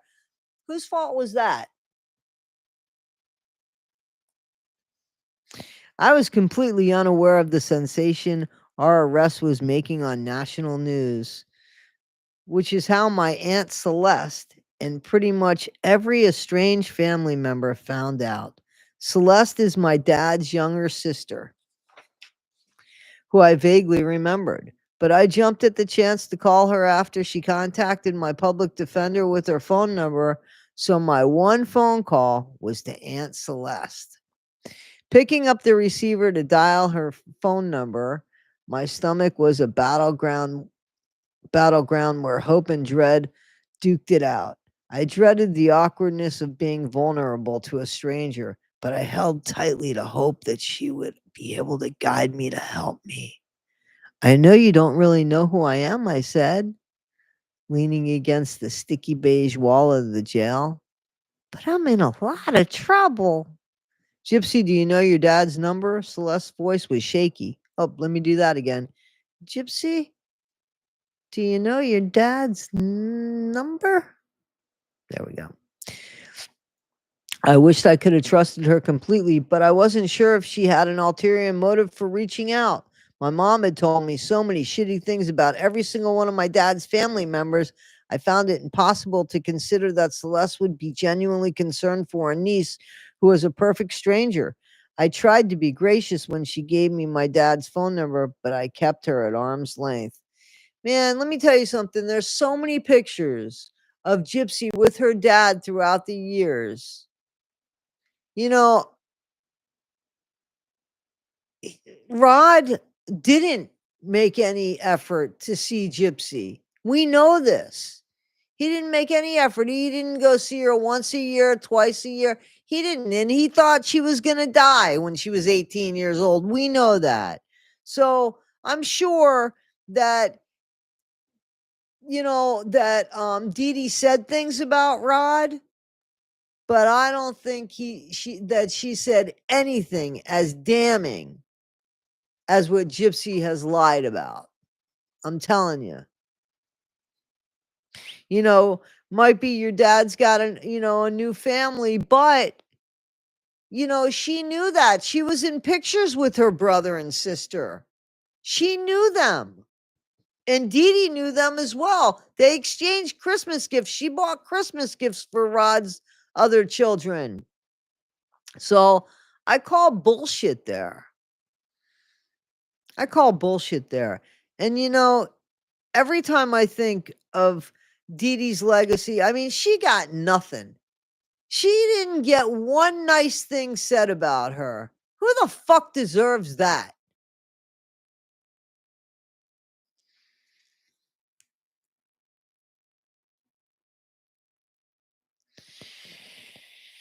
The next phone call you get to make, Celeste said, call your dad. As I waited for permission to make another call, I imagined all the ways the conversation between my dad and me could go. I had no connection to him. We didn't know each other. He was an acquaintance at best. Parents and children don't need words to know what's going on inside. Their shared experience is a language that transcends words. That wasn't the case for me and my dad. He didn't know me well enough to know my proclivities. Listen, man, here's the thing that your dad didn't know about you, that you were all kink, but I think he knew about those pictures she sent. So, your proclivities, yeah. To gauge my mental or emotional state. Again, dread and hope returned in their circular duel as I picked up the phone and dialed my dad. Would he be home? Was he waiting for my call? Did he even know that Celeste told me to call him? What if he's angry at me? What if he hates me? After all this time, why would he help me now? "Hello," he said, as if it were a question. I didn't let him get a word in. My rambling took up the space on the phone line. Could believe it. I didn't let him get a word in. My rambling took up all the space on the phone line so I could postpone hearing his response, his rejection. Daddy, I said, I'm innocent. I didn't do it. Don't believe what's on the TV because I would never hurt Mama, and I'm really scared. And I know we haven't had a chance to really talk alone all these years, but I don't know what to do, Daddy. Did you guys understand what I said? Do you want me to repeat that?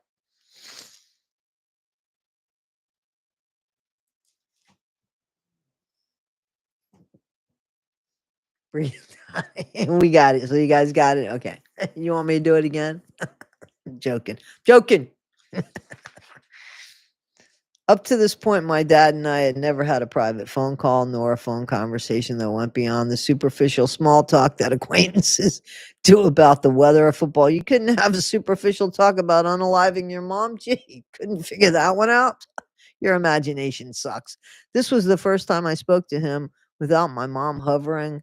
Well, she was still there, dumbass, and feeding me lines, telling me what to say and how to say it. And this was no small talk.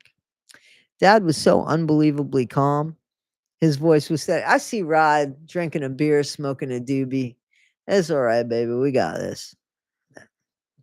Dad was so unbelievably calm. His voice was steady. I found myself wishing I could surrender to his lead, not the way a submissive does. Are you sure about that, Gyps-A'hooooy?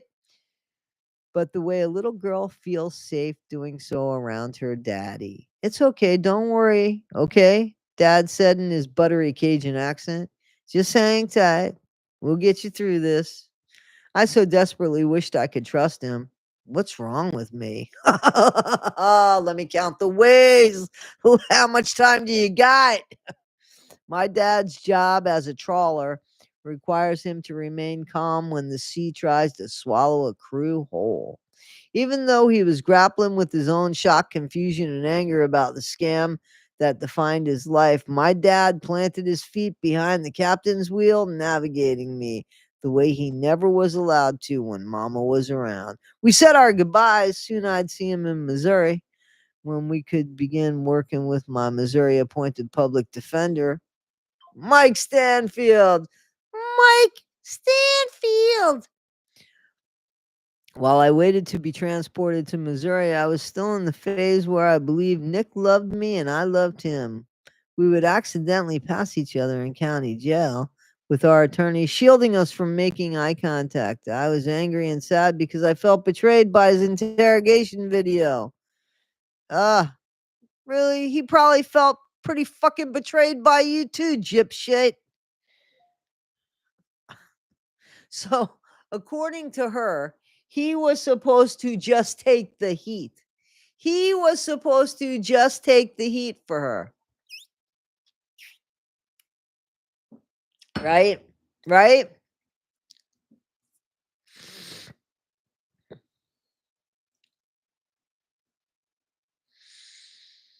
Mm.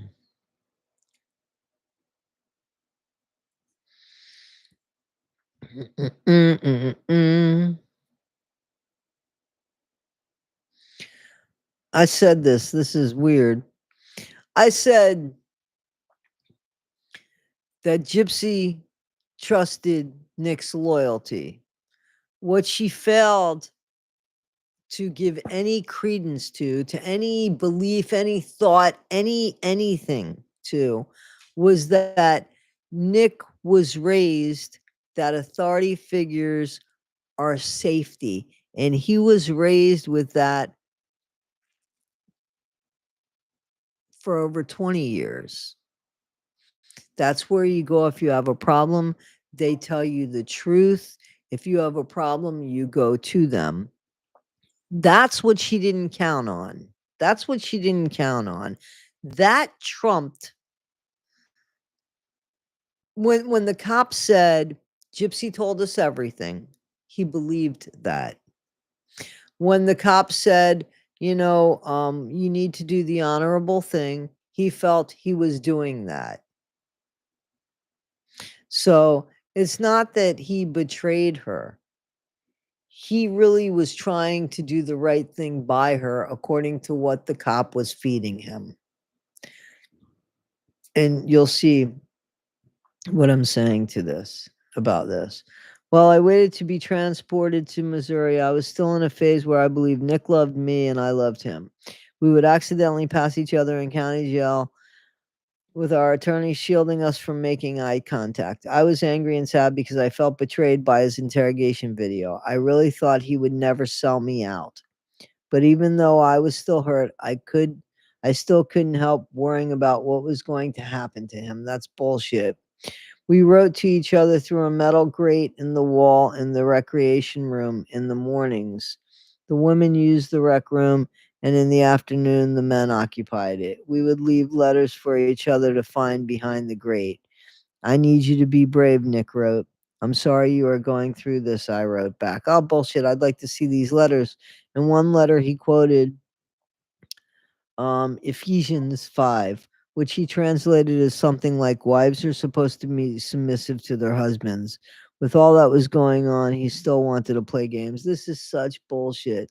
Love is patient and kind, not dominant or submissive.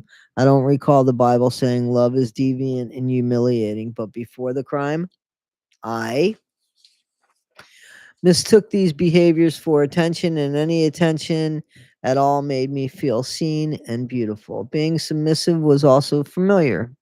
My mom had wanted an infant. Nick wanted a slave. Both required them dominating me and me letting them. You are so full of shit. The Bible says, thou shalt not kill, and thou shalt honor thy mother and father. I tried to hang out on what I thought was a bond of forever love and deep intimacy. We'd leave etchings on the wall. MPG loves GB. My first letter was an apology for getting him into this mess. I'd love to see that. Please, can I see that? I was still thinking he loved me enough to save me from what had been going on. I wanted him to know that I knew what he sacrificed for me. That's bullshit. I challenge that. Gyps-A'hooooy! And thou shalt not commit adultery. That's right, Diet Pepsi drinker number one. She does need Jesus. Gypsy has literally broken all 10 commandments, every single one of them. I agree, and I agree. She does have a lot of nerve quoting the Bible, Catherine B. But mind you, she's not. She's not quoting the Bible. She didn't write this book. I mean, if you had 5 books in the room, if you had 3 books in the room and one of them was the Bible, or all 3 was the Bible, she still couldn't pick out the Bible. That was funny. I'm sorry, that was funny. All right. Ugh. The van that transported me from Wisconsin back to Missouri had seats made of plastic, shaped in the opposite form of your butt. It was like sitting on a clamshell for 2 days. My hands were handcuffed behind my back and my feet shackled as I fidgeted my tailbone around, failing to find a place to fit in the curve of the seat. 2 men who were being dropped in St. Paul, Minnesota, also cuffed and shackled, sat directly across from me as if we were in an elevator together. I tried to look anywhere around the van but at them. Girl, one of them men said, you all over the news. You're going to death row. This was my first glimpse of the public attention my case would attract. Even prisoners without access to television knew about Nick and me. They were having a good time fucking with me, going on and on and on about my fate, watching me freak out. I don't believe that the van was set up like that. I don't believe that.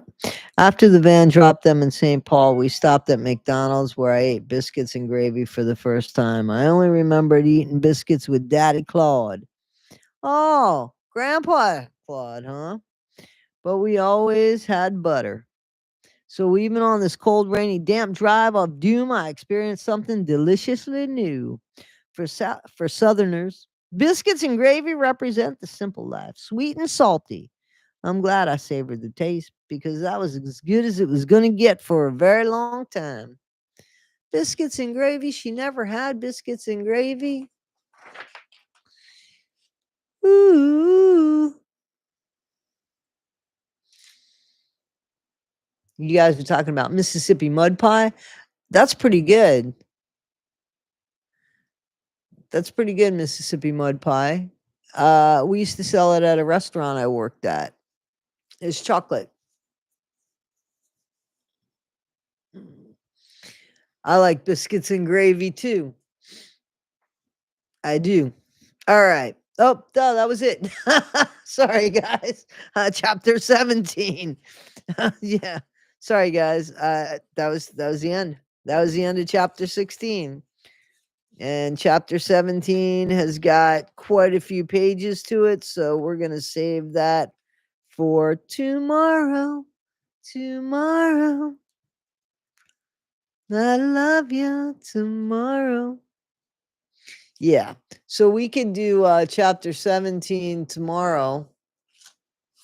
Are you guys having a good time with this? Yep. Biscuits and gravy and lactose intolerant. You guys ain't missing a beat here. You guys aren't missing a beat here. I'm glad that you guys are having a good time with this. I really am. I really am. I didn't know that. You know, here's the thing about McDonald's. I do know that different parts of the country serve different things on their menu. I don't remember biscuits and gravy, but I like it. I can't eat it all the time because I would be fat. And I'm already trying to lose some weight.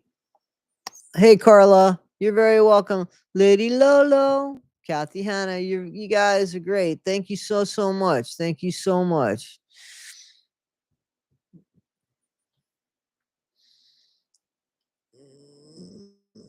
Benefit of the doubt that she lies about McDonald's. She probably did lie about McDonald's. I am going to start working out. Oh my gosh, that's amazing. Thank you so much. You didn't have to do that. That is amazing. I don't know what happened there. Whoa. I don't know why it went to that. Okay, thank you so. Wow, that's wow. Wow, thank you so much. Let's get biscuits and gravy. I'm joking. Thank you so much, man. That's really something. Thank you.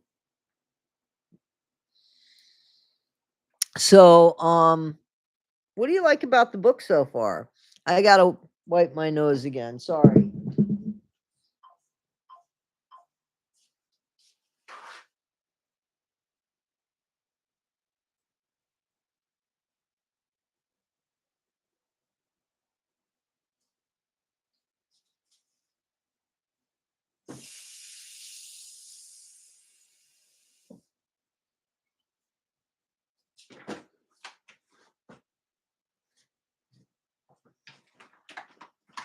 Milo, can you take the garbage out for us tonight, please? I take it out all the time. Can you take it out one time for us, buddy?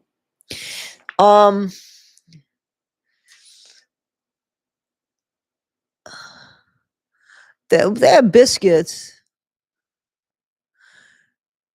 Yeah, I'm pretty sure this is from the dryness. It's dry from the heat. You know, there's heat on. You're very welcome, Erica. If you're talking about me, thank you. Oh, here we go. McDonald's in Kentucky and Ohio have biscuits and gravy. I don't want to hear. Please, Mama, don't share the bad experience. Don't take away my Mickey D's. I like their English muffins and hash browns. And I like their fountain cokes a lot. I like their fountain coke. North Carolina, too.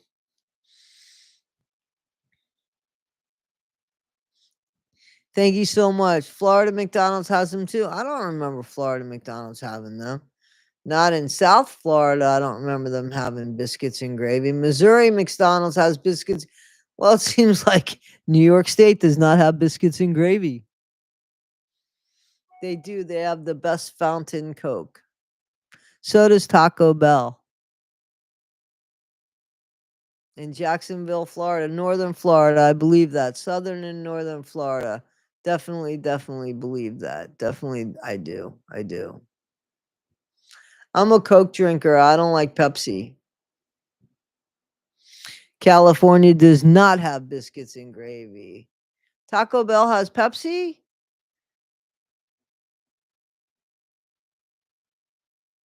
I think they have Coke where I'm at. I haven't been to Taco Bell in a minute. Maybe that's where I get the Dr. Pepper. Maybe I get the Dr. Pepper there. You might be right. Mexican Coca-Cola is the best? No, I don't like molasses. Nebraska has Runza. I don't know what Runza is. No Coke at Taco Bell, so it must be that I have the whatchamacallit. I don't know what a Runza is. What the hell's a Mexican Coke? Now I gotta find a Mexican Coke. Can I get it in the United States? Spam McMuffins in Maui? Spam? I've never had spam. I've never had bologna. So RL says, Google says Missouri does serve biscuits and gravy. Oh, so she was telling the truth. She was telling the truth. I've never had spam. I don't know. Guys, I am going to go to sleep. I like hearing the book of the way with like-minded people.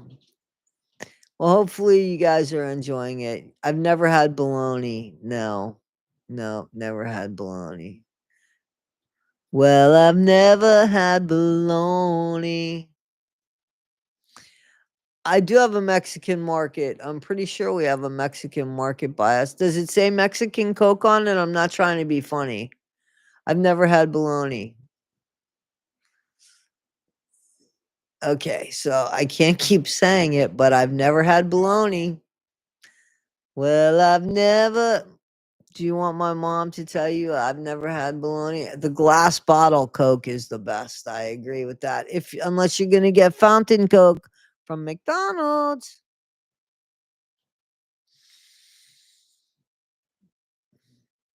I like salami. I like beef hot diggity, dog diggities. I love beef hot dogs.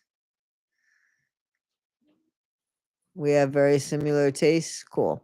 I'm gonna go to sleep though, to be honest with you, because I gotta be at work in 7 hours. It says Hecho in Mexico. Okay. I'll check that out. I will check that out because I want to see the difference. Kosher hot dogs, absolutely. Hebrew National or Nathan's original casings, please.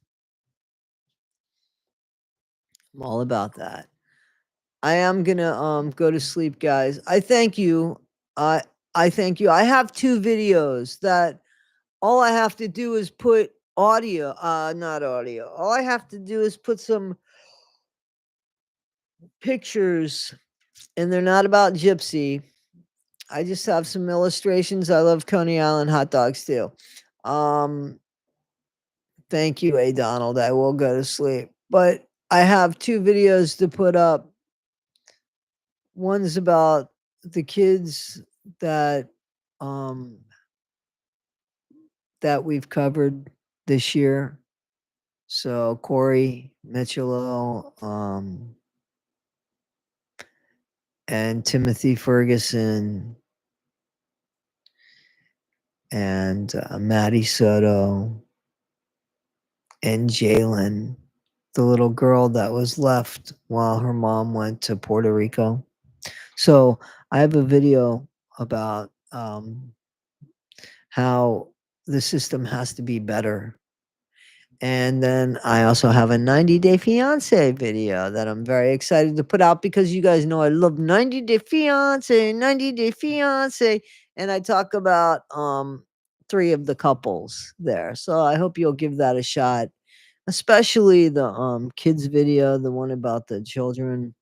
And just so you know, Guilty of Crime, Jay from Guilty of Crime, did speak to Rebecca Michello, Corey Michello's grandma. I want to say it wasn't last night. It was the night before. And I was invited. Jay invited me to come on. I couldn't because I had to work. But Rebecca Michello had written a letter to Chris Greger. She writes to Chris Greger, Corey's dad, the person that unalived Corey, every month to relieve herself, I'm sure, but also to get an answer to why did he have to unalive his son? And this time of year, it's horrible to look and see the empty seats of the people that were once there and miss the milestones that we know we're going to miss of children and stuff like that. So please watch that video, and please go check out Jay's video of Guilty of Crime. It's like a 45-minute video where Rebecca Michello is reading the letter that she wrote to Christopher Gregor. So, please check that out, guys. Rebecca's a good friend of this channel, and, this time of year, I can't even imagine what it would be like for her to, miss her grandson, who was only 6 years old. All right, guys. So thank you for all of that. And thank you so much for everything. Somebody who's having a mammogram, good luck with that. Let us know how you're doing with that. What is on me? Oh, there's these fuzzies on this jacket. All right, guys. We'll see you tomorrow, and I'll put these other videos out tonight, so they'll be ready for you in the morning. They should be. And I'm gonna go to sleep. And I will check out Sam's Club for Mexican Coke, because we do have a Sam's Club here. All right, guys. Thanks again. I appreciate it. I appreciate you guys, and thank you so much for the super chats. And seriously, thank you guys. Thank you so much. Thank you for the thumbs up, the subscriptions, the memberships. Thank you so much for the mail. Thank you guys. Thank you so much. And I plan on it. Pat's pajamas. I'm going to go to sleep right now. Thank you guys. Thank you so much. All right, guys. Milo, you want to